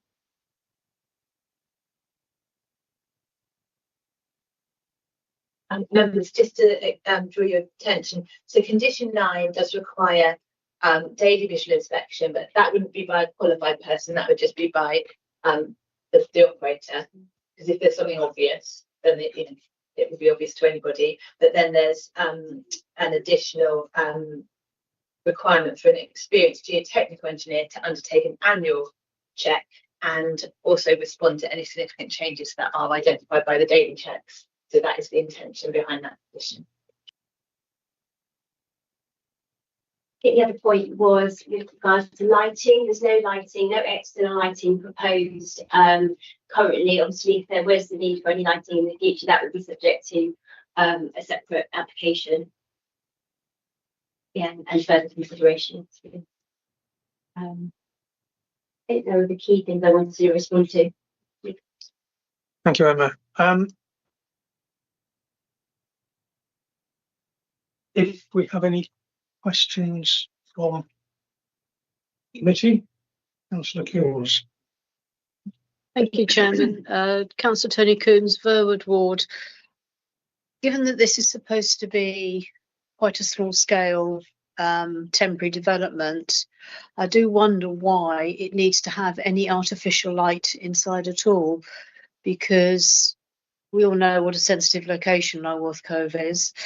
And if it was only being used during daylight hours, you would not have any light spill. And I just wonder why it needs to be operational after dark. Even though in the winter you may be talking half an hour to an hour, but also quite late. So I would be more content with sunset all year round, so that there is no need for additional electric light in the sauna, that it's all done in natural daylight.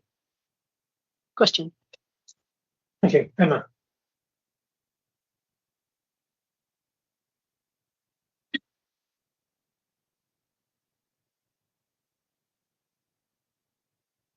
Sorry, members.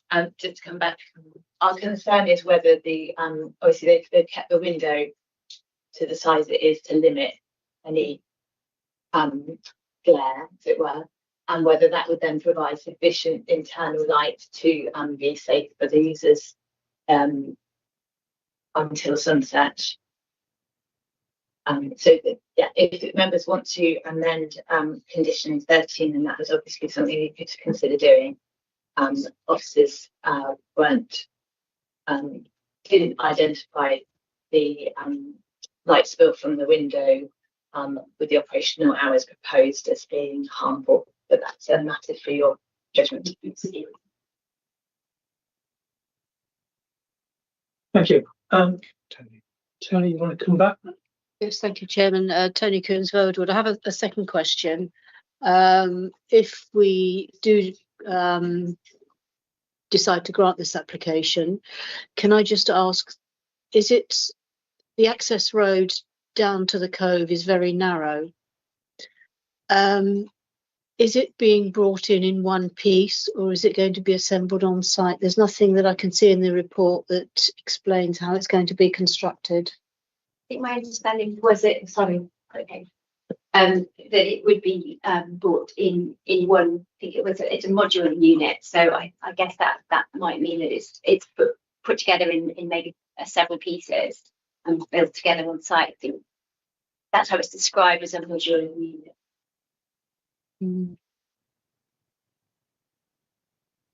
I do think we need to clarify that, Chairman, because it is a very narrow access down there, particularly that bottom part of the road, and I'd be worried about a craned vehicle bringing in a large modular unit to get it to that location. No, I think that's a valid concern, frankly. Councillor Cloward. Thank you, Joe. I have a question about the temporary permission. Two questions. Why? And if we were to grant this, can the applicant come back and get an extension to that temporary permission at a later date when that permission expires? My understanding is that you can always put in an application at any time for anything. Whether how far it goes is a different matter, but Emma? Yeah, I mean, that's correct. We put for several reasons, we discussed the permissions, a temporary permission of 3 years with the agent, partly because, as I said in my presentation, it's quite an exposed location and there could be some damage to the structure, and what we don't want is to see another dilapidated building on the site. So a temporary permission for 3 years will allow us to, yes, absolutely, a new application in 3 years could come forward, and then we can consider the state that the building is in. We can also consider the cliff stability issues of the monitoring that's been done over the preceding 3 years, and then consider the new application on that basis. Thank you. Are you okay with that, Spencer? I'm fine. Okay. Small question from me. We said that the cliff inspections were going to be daily by the operator, which I have to say I'm not too impressed with, because the person handing out the towels is not. He can see that there's stuff falling down, but he's not going to be a proper engineer. And then it was once a year. I think at the very least you should make that after any storm event. So if we get a named storm come in, that can quite easily affect stability, and then I think there should be an inspection following that. Is that possible?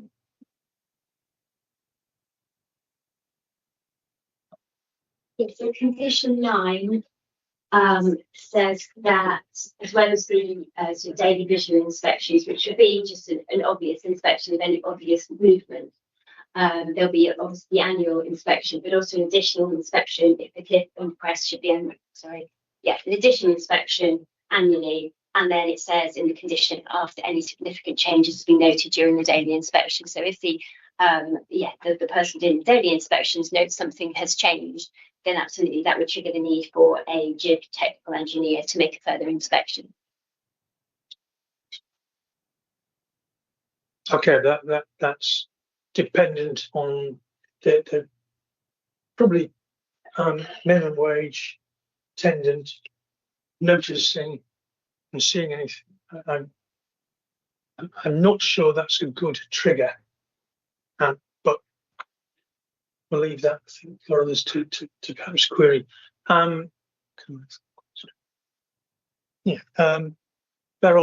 and then Duncan. Thank you, Chair. Beryl Hazard, Councillor for Wareham Ward. I'd like to ask, actually I cannot see the actual size of the building. And also, could there be a condition that it says, I think you said, Emma, that it was going to be black. Can we not make it more environmentally friendly and having it green or some colour that will fit in with the background?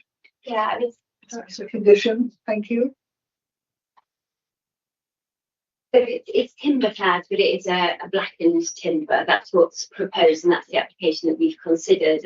And the officers are not too concerned regarding the visual impact of that. Conservation officers not concerned about the visual impact of that. Just Coast Trust have also are happy that would not have an unacceptable impact on the area. In terms of the size, I think they're showing the actual dimensions are shown on the drawing on the screen that you can see, and that's it's too small on there, sorry, but obviously they are all the approved drawings as well. Chair, sorry, it doesn't answer my question, either of them. So I would like a condition put in that it is painted or finished in a colour that actually is a condition that says that it's more environmentally friendly, the visual impact, and also I can't see what the size is. It may be that person is 6 foot high there, and so it looks like 12 foot high, and it looks like 20 feet long. I don't know. Could you really tell us what the sizes are? It would be quite useful. Thank you. Yeah, I mean, I can try and bring up the sizes. It might be in the report. And it's slightly smaller than the existing building. If you are familiar with the building, it is slightly smaller in terms of its dimensions. 2.3 meters deep. And I've got it here. Yeah. So 2.3 meters. So paragraph 6.2 of my officer's report set out the dimensions of the building, 2.3 meters in depth and 4.8 meters in width, with an internal area of 11 square meters, height of 2.8 meters. And there is in that paragraph, it also shows how just the fact that it's a little bit smaller than the existing building. Thank you, Chair. Okay, Beryl, yeah. Can we, Beryl as a board, can we actually have a condition in there about the colour, please, to make it blend in visually? Through you, Chair, if I may, in relation to the colour and your suggestion that you have painted timber on this exposed bit, because some of the conversations we've had and some of the officer presentation did refer to the weathering in that exposed location. And my understanding is that having a treated timber will weather better in that exposed location than paint, which will flake and maybe appear, over the 3 years, will have a less pleasing appearance than a natural material which has been stained and treated and will weather naturally. But that's the officer view. Obviously, if members want it painted, and then that is your choice. But that would be the officer opinion. Thank you. Sorry, can I come back again? Sorry, Beryl has had Ware Award. Is it wood or is it metal? Because it looks like metal to me, with a wood surround. And if it's metal, it can be painted and it won't weather. If it's wood, then it will weather, and I'm quite content with it. But I think if it is a metal with a wood frame, then I'm quite happy with that. Also, just to clarify, the officer went in her report earlier, and apologies if that wasn't clear, that it's a metal building with timber cladding, so it will be timber clad on the outside. So its appearance, for all intents and purposes, will be that of a timber clad building. Thank you. Thank you.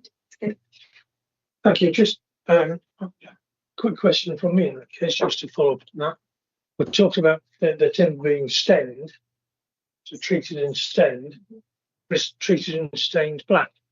Presumably, it could be treated and stained a different colour, if that would make it look better. Just to follow up on Councillor.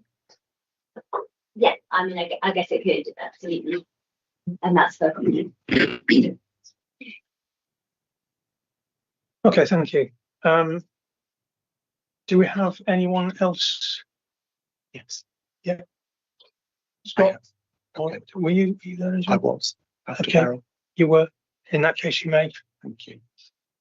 So, Councillor Sari Housecorff Mullen.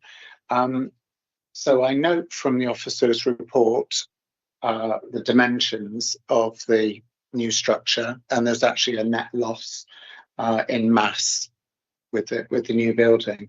I just wondered if Emma had any details of how long the existing structure had been there. I recognise that galvanised shack is not uncommon along our coastline, and when thinking about cliff stability, that looks quite a fragile building, and it would appear to have been there for quite some time. So have you any idea how long the existing structure has been there? Yes, please, Emma. It's been there for many years. I would say 30, 40 years or so. It's been used historically for fishing equipment, so it's been there quite a long time. There is evidence that it is in a dilapidated state, so it has been damaged over the years, but like you say, it has been there a very long time. Yeah, please do. Thank you. So considering that a relatively fragile building has been there for as long as it is, and the relocation of this further along with a much lower cliffside, did that help inform the officers about the safety of the site? In terms of looking at the existing structure, we looked more at the sort of geotechnics of the slope and the gradients of the slope, really, when we were considering where it was better to place the structure. Yeah, thank you. Okay, thank you. You content with that? Yes.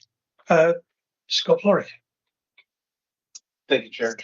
Councillor Scott Florrick, Cork Mullen. I agree with Councillor Ezra's concern regarding the color and the material being used, as we discussed, that if you could stain it a dark color, I would imagine you could stain it a lighter color. And I believe I read that these saunas also exist on Studland somewhere. Do we know the color that they are? And if there was also a concern regarding the color of those in other locations? Thank you.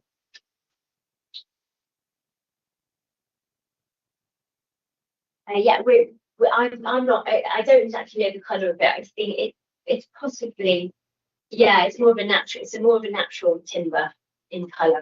But I don't actually know. So much but we can condition a different colour. We can condition a more natural timber if that's what members want. Okay. Was that answer your question, Scott? Andy Skeets, and then David Morgan. Hi, Andy Skeets from Westmoors and Three Legged Cross. My concern is not so much on the appearance, because looking at what I can see that's already there and looking what's proposed, I think I know which one that I would prefer to see. But my concern is environmentally on the use of the logs within the cabin and the smoke generated from those. I don't remember seeing anywhere where there's a condition that the logs had to be kiln dried. I'm aware that there is a national requirement for dryness of logs, but I'm equally aware that in my own village there have been numerous complaints about the use of wet logs and the causing of smoke and us not being able to do anything about it. So what thought has gone into the fuel source and how that's controlled, please? And this was raised by others actually during the course of the application, but given the nature and the scale of the proposal, we didn't consider that this was a significant is likely to cause a significant impact. However, we could add a condition that particular kiln dried logs would be used if that was necessary. Andy, you want to come back? Yeah, Andy Skeets, West Moors and Three-Legged Cross. Yes, I think there should be a condition about kiln dried or dried logs, thus eliminating the excessive smoke, and then we could actually control it rather than leave it open. And so I'd happy if there was a slight modification to do that. I'm not worried about the colour personally, me, but others may be. Thanks, Andy. Councillor Morgan. Yes, Councillor Morgan from Wimborne Minster. Councillor Skeets has asked the same question that I was going to ask about the log store, and about the the use of wood, because I know there is controversy around wet and dry logs, and that was my question. So it's really been answered. Thank you, David. Clearly, it's a matter of concern to two members of the committee, so that should be addressed. Any more for anyone? You may indeed make a proposal. Councillor Sarringhouse, Corfmullen. I'd like to make a proposal. I'd like to make a proposal to accept.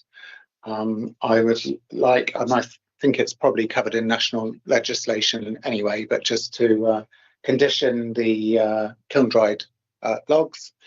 And I think a more sympathetic, I appreciate the contemporary look of it, and I think elsewhere, I'd have no problem with it, but a more sympathetic colour to either the rock or flora in that area, and I'm sure the applicant could accommodate that. I think it would be a good amenity to the area, benefit business, sustainable, and I think we should welcome it. Thank you. I would actually quite like to add to those conditions a stability check for the cliff after a named storm, so that we can be rest assured that if people are using the sauna, the cliff is less likely to fall upon them, which would be awkward. Yeah, so it's an amendment to condition 9 to include that. So as a proposer, I would be happy to accommodate that. Okay. So you propose that. Do we have a seconder?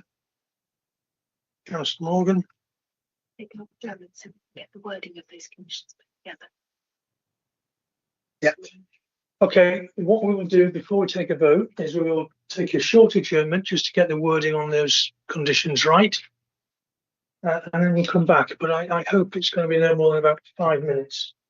Okay.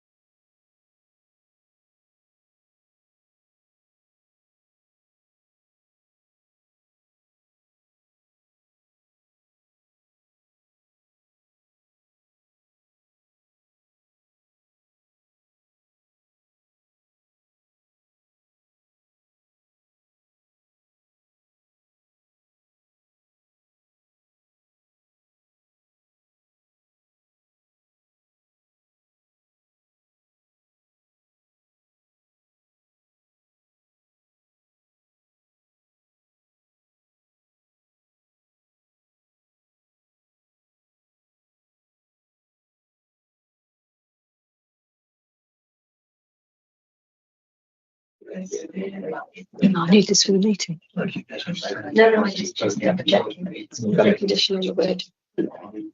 Chair. Yeah, but you can make it And as you that work for you. doesn't, that condition doesn't You can make it include. work for you.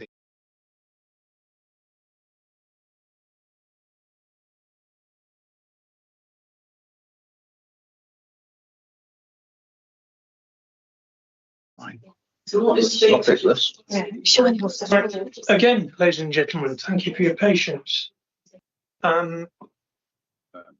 We have a proposal and we've got some conditions that have been put together to meet that. I think what we need to do next is see what those conditions sound like and see if the proposer and seconder are happy with them. Yes. So can the officers read out the conditions or put them on screen? Thank you very much.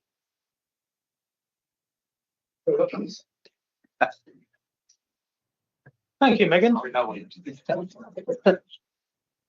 We've got the conditions on screen.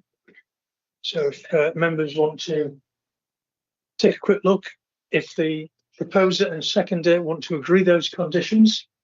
And members, just for clarification, condition 9 is the condition 9 in your agenda with the highlighted area to include after a named storm, after any named storm, apologies. So that's the suggested amendment to condition 9. Then moving on to condition 10, you have a condition saying prior to the installation of the sauna building, details of the finish of the wooden cladding should be submitted to and approved in writing by the local planning authority.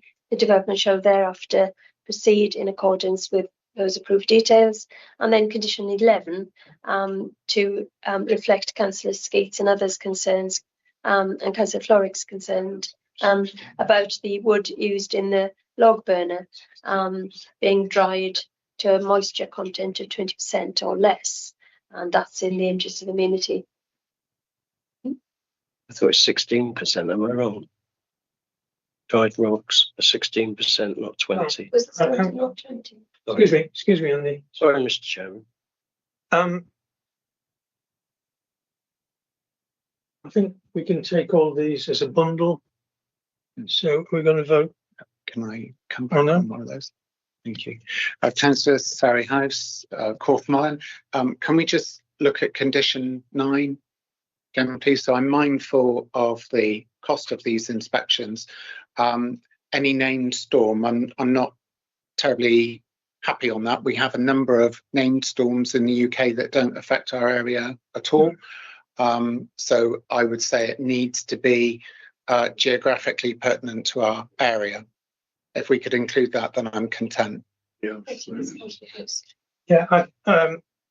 given that it was me that asked for this in the condition, I would accept that. My assumption was that if it was a storm in Scotland, it wouldn't be a problem. But we'll clarify it. Might be in Scotland. Yeah. So we've got. So in that case, given that slight amendment, you're happy with it? Yes.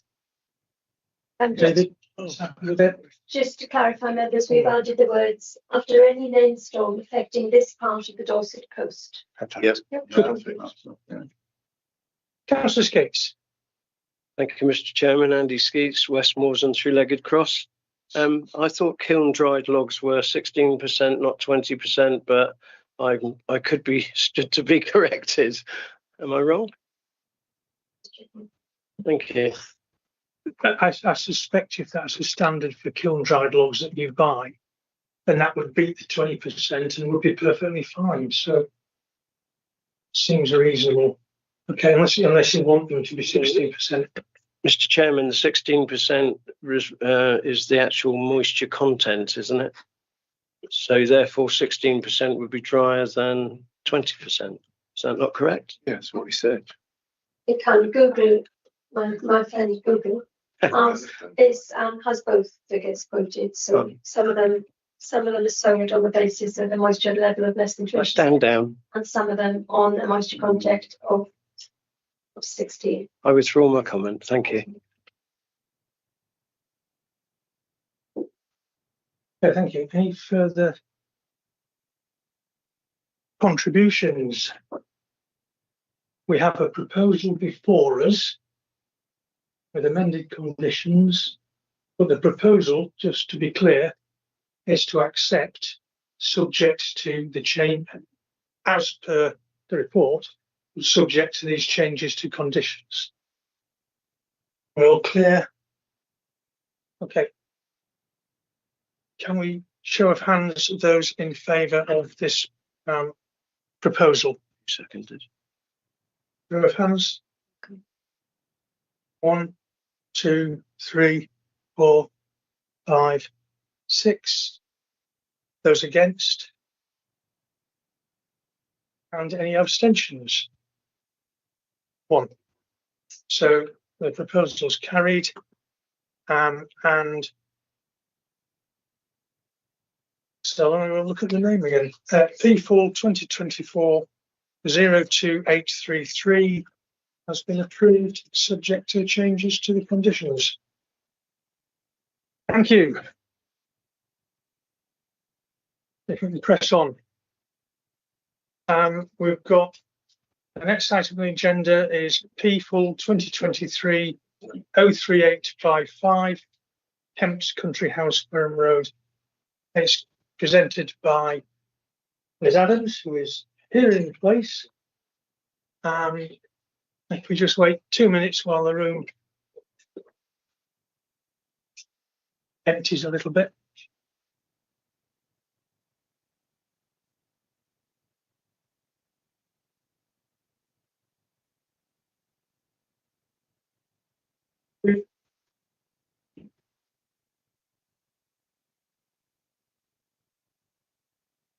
Okay, when you're ready, Liz.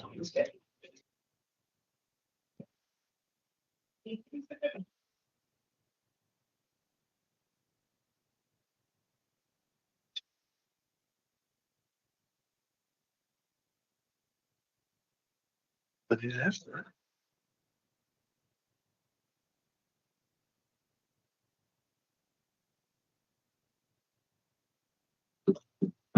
Thank you, Chair. Good morning, members. This application, you will recall, came to you for a new dwelling at the 31st of July committee.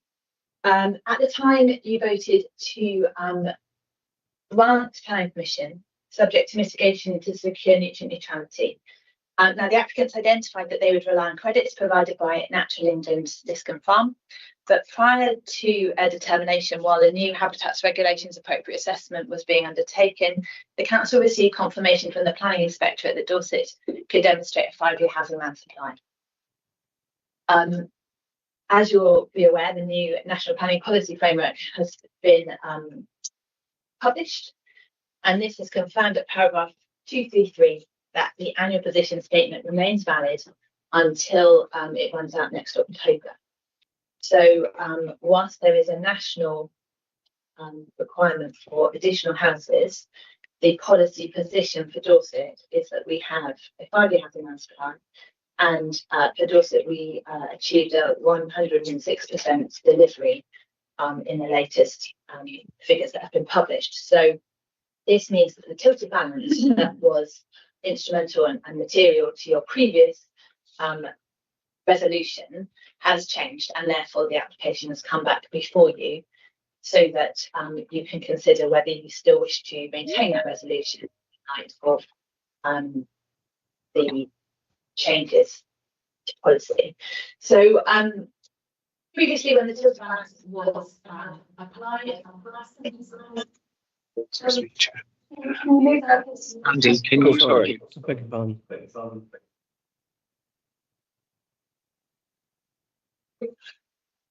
So yes, so previously when the tilted balance applied, the recommendation was approval because the council's housing policies were judged to be out of date, and there was no harm identified that would outweigh the benefits of the provision of a dwelling. At that point, we had less than 4 years housing land supply. Now weight can be given to policy V1 within the perfect local plan. The balance of the assessment has subtly changed, and the officer's recommendation is now refusal because the site lies in the countryside isolated from facilities provided by a settlement. So the National Planning Policy Framework, paragraph 84, states that isolated dwellings in the countryside should be avoided unless exceptions apply. The consideration of what is isolated has been considered by the courts, and we're talking here not about isolation from any other built form, because there is definitely built form in the locality, but it is the proximity and availability of services in a settlement. And officers consider that the proposal doesn't meet any of the exceptions at paragraph 84 that would allow the isolated dwelling to be approved. You've seen all the slides before. We'll quickly run through them as a reminder. Please forgive me if it's repetition. So the application site is located in the village of East Stoke, approximately 3 miles west of Wareham, 2 miles east of Wool. The site is accessed directly off the A352, which serves Kemps, which is here, a hotel, and the existing housing development that's previously granted but 2 terraces of 3. During the consultation period back in 2023, objections to the scheme were raised by East Stoke Parish Council and the former ward member, together with one third-party objection. Subsequently, 3 further objections have been received from neighbours who were not previously aware of the application, and they've raised concerns about the loss of visitor car parking and increased pressure on parking spaces arising from the development. So East Stoke is a village without a settlement boundary, which is at the bottom of the settlement hierarchy. Per local plan policy V1 sets out that new development should be located in the most sustainable locations, which are identified as settlements with a boundary, or on sites immediately adjoining those boundaries. The nearest settlements, as already stated, are Wool and Wareham, and these are some distance away with limited public transport options. So notwithstanding the sporadic development in the locality, the proposal is just to be isolated for the purposes of paragraph 84 of the NPPF. On that slide, you can also see the National Landscape designation, the TPO designation, and pink is groundwater. But those are issues that were previously resolved and did not lead to recommendation of refusal previously. So the planning history is set out in the report, pages, pages, I've probably got the wrong page numbers here. In brief, permission was previously granted for the 6 dwellings that you see there on the site, which have now been constructed. It's proposed to extend this western terrace and to subdivide the plot to form a further dwelling served by the existing access and these 2 additional parking spaces. And I haven't updated the photos, but they've got this area of parking out the front here. And this was during development before completion. There are now people living in these houses. So previously resolved to grant permission subject to conditions to secure tree protection and replacement planting along the western boundary. These other photos are taken from the A352. And then just a little reminder of the background. We previously, as a council, refused the 3-bedroom dwelling shown here, which was considered to be, again, isolated dwelling, because at the time we had a private housing land supply. It was contrary to considered to be overdevelopment, and it was harmful to the poor harbour because at the time there was no nutrient neutrality options.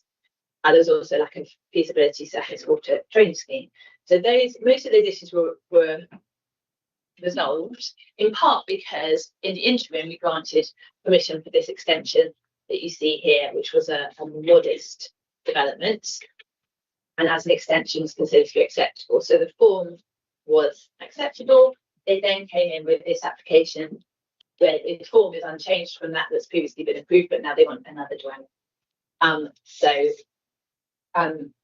So when we only had a 3.73-year housing land supply, the tilted balance applied and recommendation was to approve. But now we have a 5-year housing land supply, tilted balance doesn't apply. So the recommendation is has changed. So just to show you, get through those slides, and just to come to the concerns that were additional raised by the neighbours. So concerns were raised that about the loss of visitor parking. So when planning permission was granted in 2019 for these terraces, they were shown to be served by 14 spaces you see here on the left, with some landscaping in between them. So the developer has since provided an unauthorised alternative layout with 22 spaces. It's understood that the spaces shown in the red line for this application are in neighbours' property deeds as being retained for visitor parking. But that is a matter of land law rather than planning law. From a planning perspective, the proposal would provide the 2 spaces necessary for the new 2-bedroom dwelling, and overall would not affect the approved scheme of parking, which was previously granted for the 6 dwellings. So a total of 16, I think I said 9, 14 actually, yeah, 14 spaces. So a total of 16 spaces for the 7 dwellings would be acceptable in accordance with policy I2.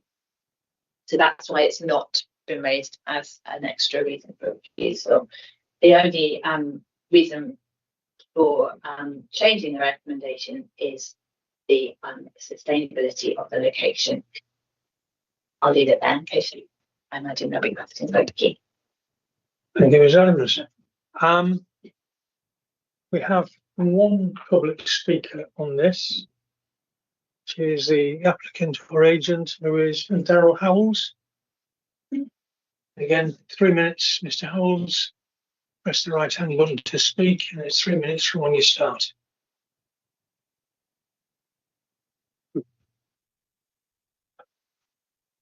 Good afternoon, members. This planning application was recommended approval subject to nitrate mitigation being secured, and this was resolved in September, and my client was reasonably expecting planning consent to be issued following your resolution. Instead, the applicant was astonished to learn the officer's recommendation had changed because the council had now secured a 5-year land supply, but it's suggesting that actually the 5-year land supply is actually 5.02 years. Those 0.2 years is equivalent to 7 days. That is the difference. If it was 8 days, the tilted balance would still be applied. The council is saying they have enough houses by 7 days. The alleged 5.02 years of supply is very marginal and is in practice already out of date, considering the government's local housing need calculator, which was published with the NPPF, that confirms Dorset Council needs to build 3,219 homes per annum, twice the current production rate. It is likely, faced with this higher housing target coming forward, the council will actually re-engage the tilted balance and approve development like this. It is unreasonable in the context of the previous benefits that were identified that's led to your resolution to approve, that those are now discarded and that the scheme is simply refused because the council has an excess of 7 days. The sole issue identified in the officer's report before you today is that the site is outside the settlement boundary, deemed to be inconsistent with the spatial strategy set out in policy V1. Crucially, nowhere in policy V1 does it state development outside settlement boundaries is actually prohibited as principle. The site will adjoin 6 other new houses previously approved without any conflict at all to policy V1. In my opinion, the same rationale shall apply today. If the impact upon the spatial strategy was so great, as it's been suggested today, why was the application made a recommendation to be approved in the first place? You have already accepted this scheme in terms of its design, flooding, biodiversity, highways, trees, landscape, etc. It is our strong contention that the proposal is consistent with the development plan and the new NPPF when read as a whole. To conclude, Chairman, I would ask you to respectfully grant planning consent and follow through on the recommendation or the resolution that you have received, the applicant received in several months ago, and support this application and approve it. Thank you. Thank you very much, Mr. Howells. Officers, do you have a response? We have sympathy as officers with the applicants. Obviously, the change to the planning policies and, well, not more to the 5-year housing land supply has obviously meant delay and uncertainty. So we appreciate that, but from our perspective, the recommendation is in accordance with our plan. Thank you. Open to committee members for questions.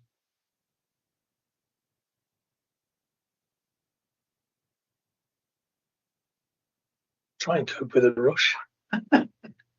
Happy to make a proposal.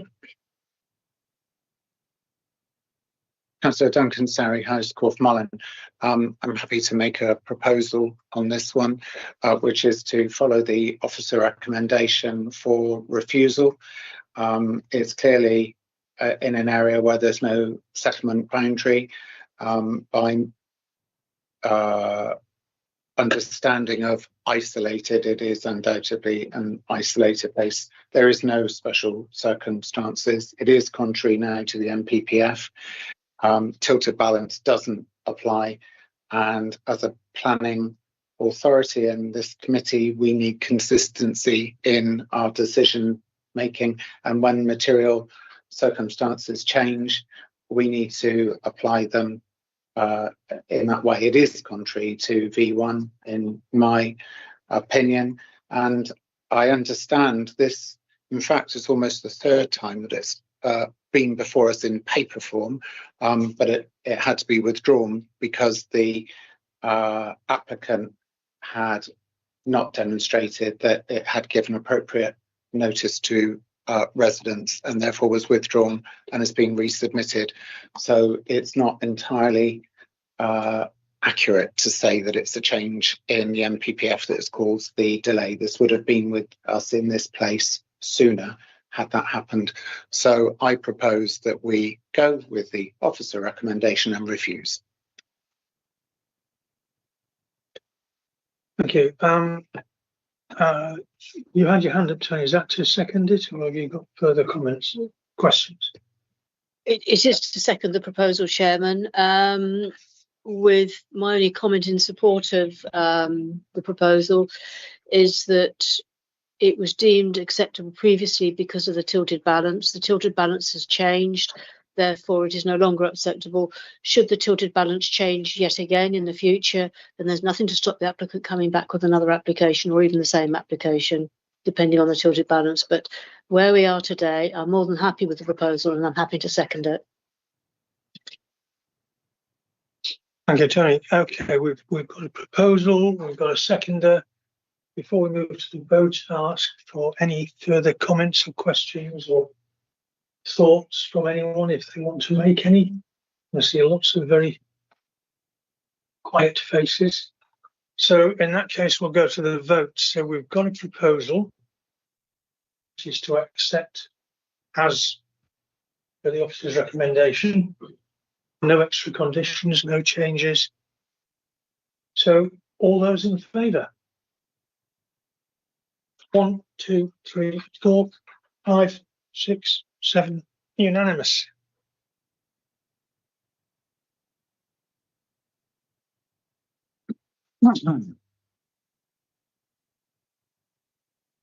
So P4 2023-03855 Kemps Country House Wareham has been refused.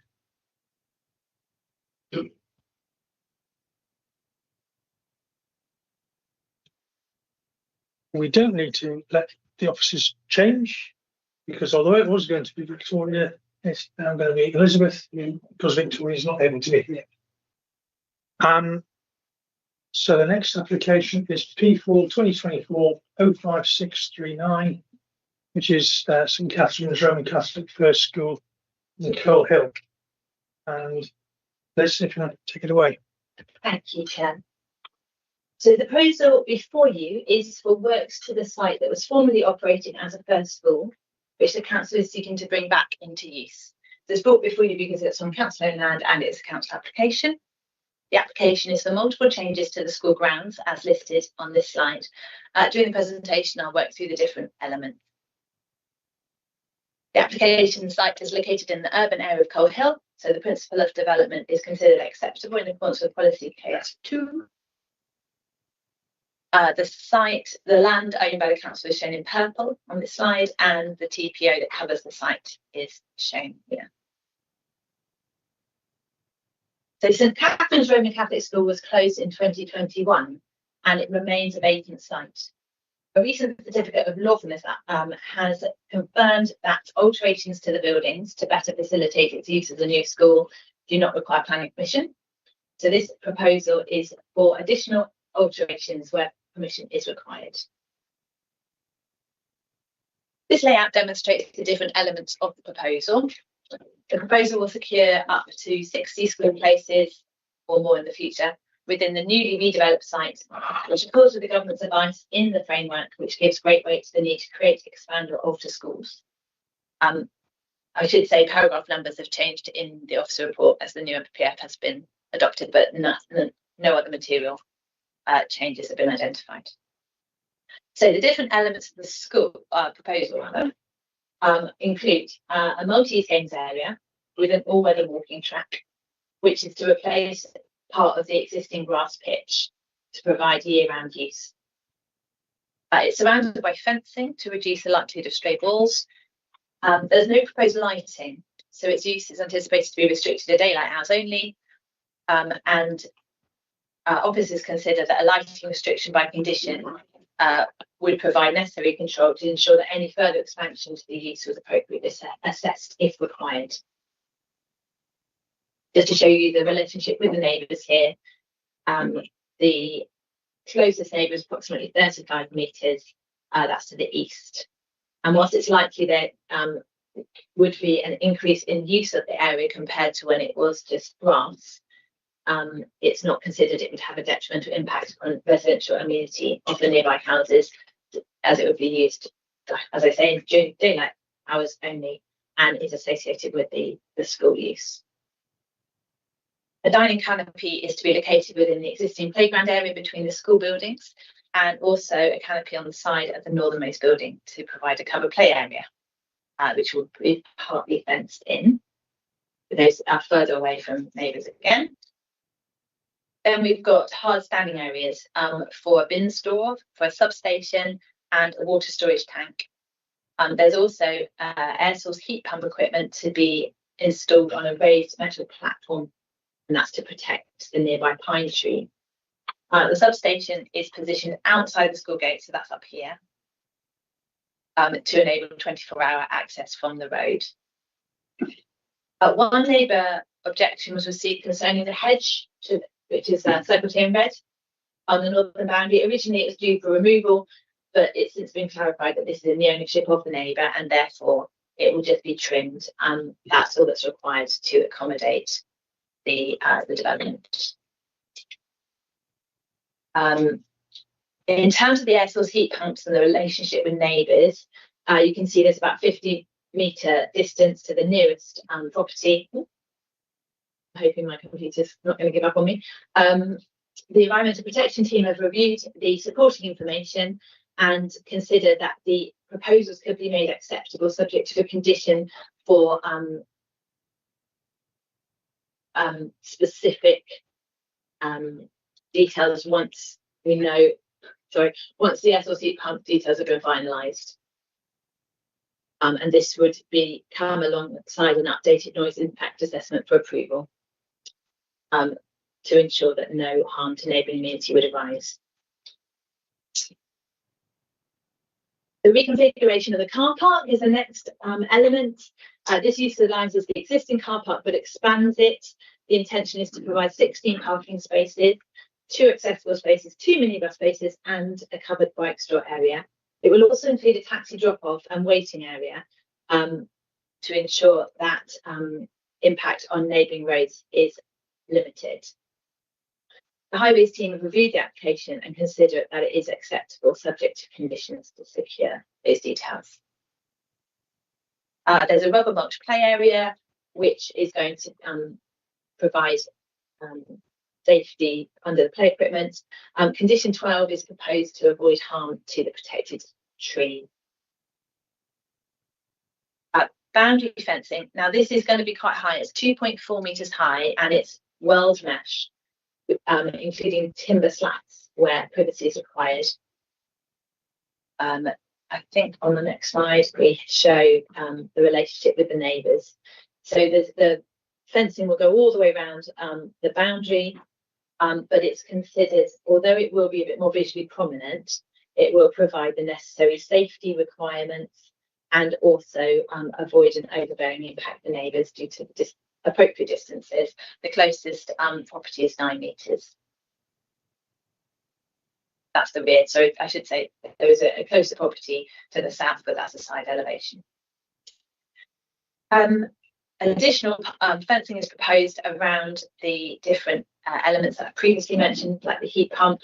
And again, this is 2.4 metres high for safety reasons, but it's inside the site, so not anticipated to be harmful. There's some lighting proposed. The environmental assessment team are satisfied there'll be no harm to neighbouring immunity due to light spill. And then the site offers opportunities for landscaping, which have been identified. There will be a loss of 4 trees, but the large pine tree is to be retained. And in discussion with the council's tree officer, they're satisfied that the works undertaken will be the minimum necessary to accommodate the proposed use, to which great weight is to be given. So the scheme will be subject to the 10% biodiversity net gain requirement, which can be achieved on site, and we would anticipate that that will be finalised post decision as required by law. The applicant has suggested that they'll be able to achieve a 38% increase in habitat and 22% increase in hedgerows. There's also the ecological impact survey that secures some enhancement with sparrow boxes and bat boxes. In summary, the proposal represents rejuvenation of a currently vacant site to provide much needed additional school places, and no harm have been identified that would outweigh this benefit. So approval is therefore recommended. Thank you. Thank you, Ms. Adams. We have one public speaker on this, who is the applicant stroke agent, Stephen Patty. Yeah. If you turn the microphone on by pressing the button on the right, and you have 3 minutes from when you start. Thank you. Thank you, Chair. My name's Stephen Patty, and I'm from Vale Williams, and I'm speaking today in support of the planning application. The proposals are for operational development only because the site is an extant school. As such, there's no change of use. The existing school is in the urban area of Coal Hill. The site is accessed as existing from Cutler's Place. The context of the site is parkland, woodland and residential. The use of the school means the use of the school as daytime activity will not give rise to unacceptable amenity issues. The proposed development is to create modern, up-to-date facilities for the school, including a multi-use games area, dining canopy, new boundary treatments and reconfiguration of the parking and turning area. The reconfiguration includes access for ramp to be constructed to the required standards. There is also areas of hard standing for the bin store, electric substation, water storage, and for the sprinkler system, and a raised platform for the air source heat pumps.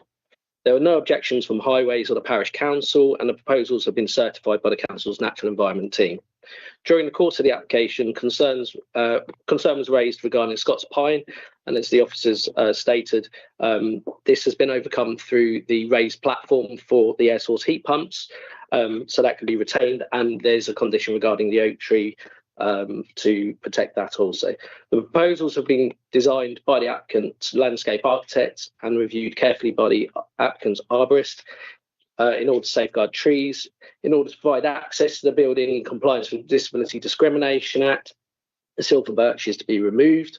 All possible solutions to avoid its loss have been exhausted. In terms of external lighting, a condition is attached which controls lighting in accordance with the proposals, and a condition which stipulates no lighting to the mugger, effectively limiting daylight hours only. One neighbour commented regarding the ownership of the hedge, and that's been acknowledged by the applicant, and it will only be trimmed.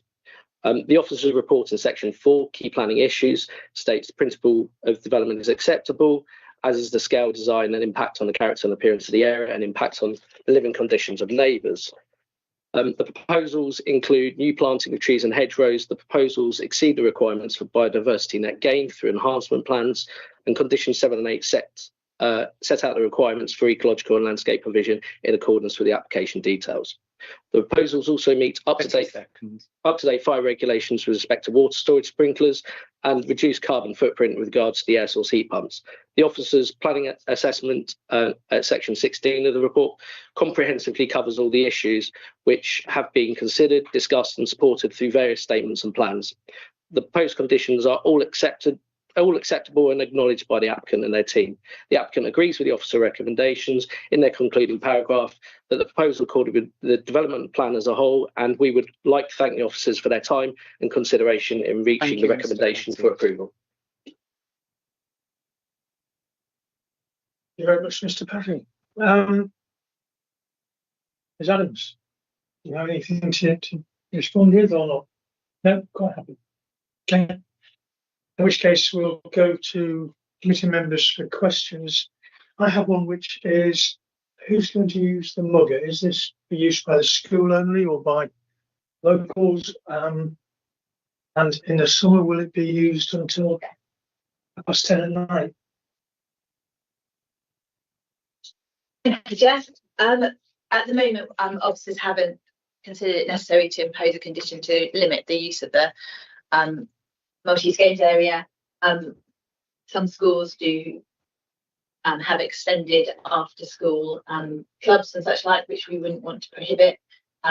If you wanted to put a condition on that it should not be hired out, then just be a matter of identifying the reason for that, really.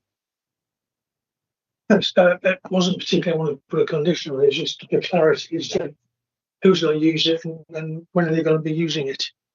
And I guess ultimately it's up to the school to decide who gets onto their premises to use their facilities. Right, any further questions? Councillor Morgan. Yeah, Councillor Morgan, still at Wimborne Minster. It's really technical questions, I think. I suppose that's how you would put it. I mean, I'm the only one sat here who remembered the school being built in the first place. But I remember the entire Cutler's Place being built because I used to teach at Colhill, which was up the hill.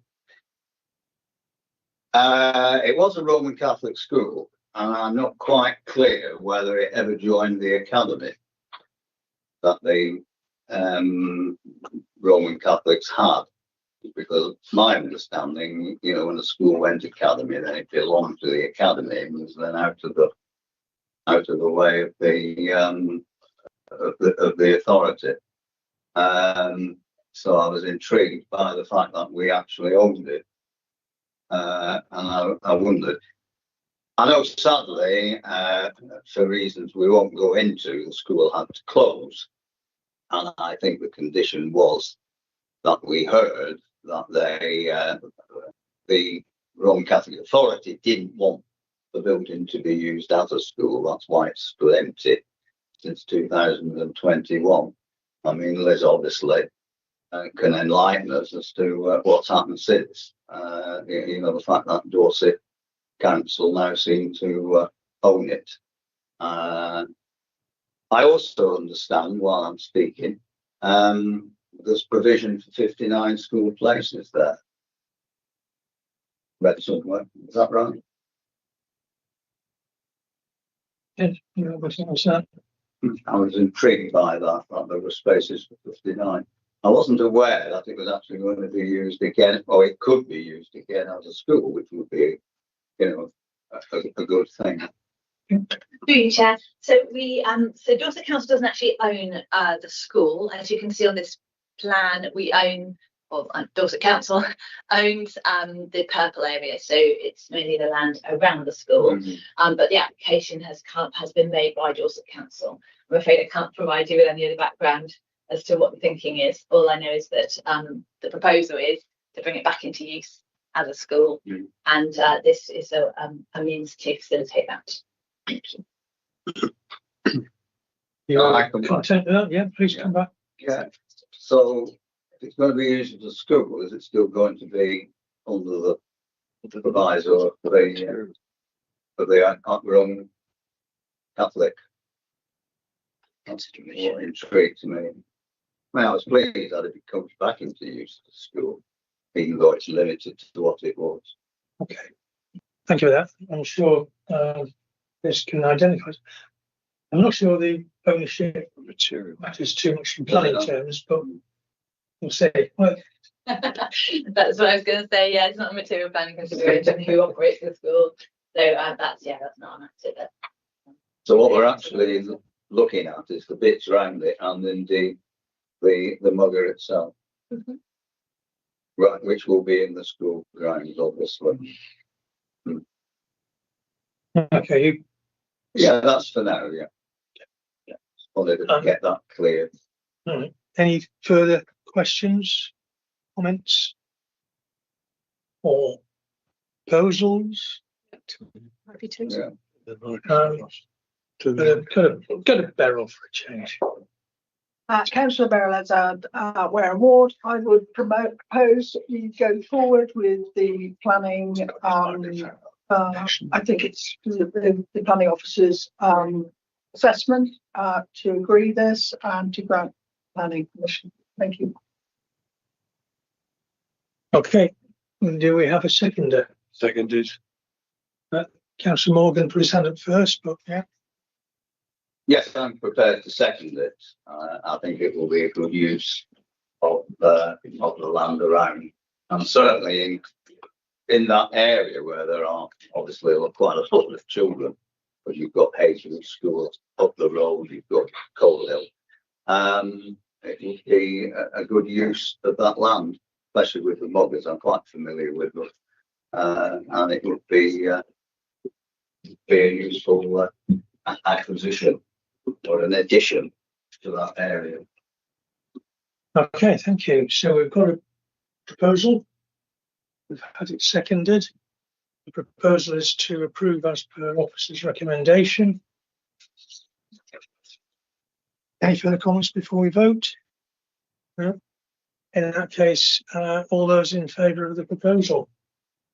1, 2, 3, 4, 5, 6, 7. So that's unanimous. In which case, P4 2024-05639, St Catherine's Roman Catholic First School application is approved as per the officer's recommendation. Which brings us to the end of the individual cases. Agenda item 9 is urgent items. There are no urgent items of business. And agenda item 10 is exempt business. There is no exempt business. And we've squeezed in just before the 3 hours are up, so we don't need to worry about that. So meeting closed at 12:55.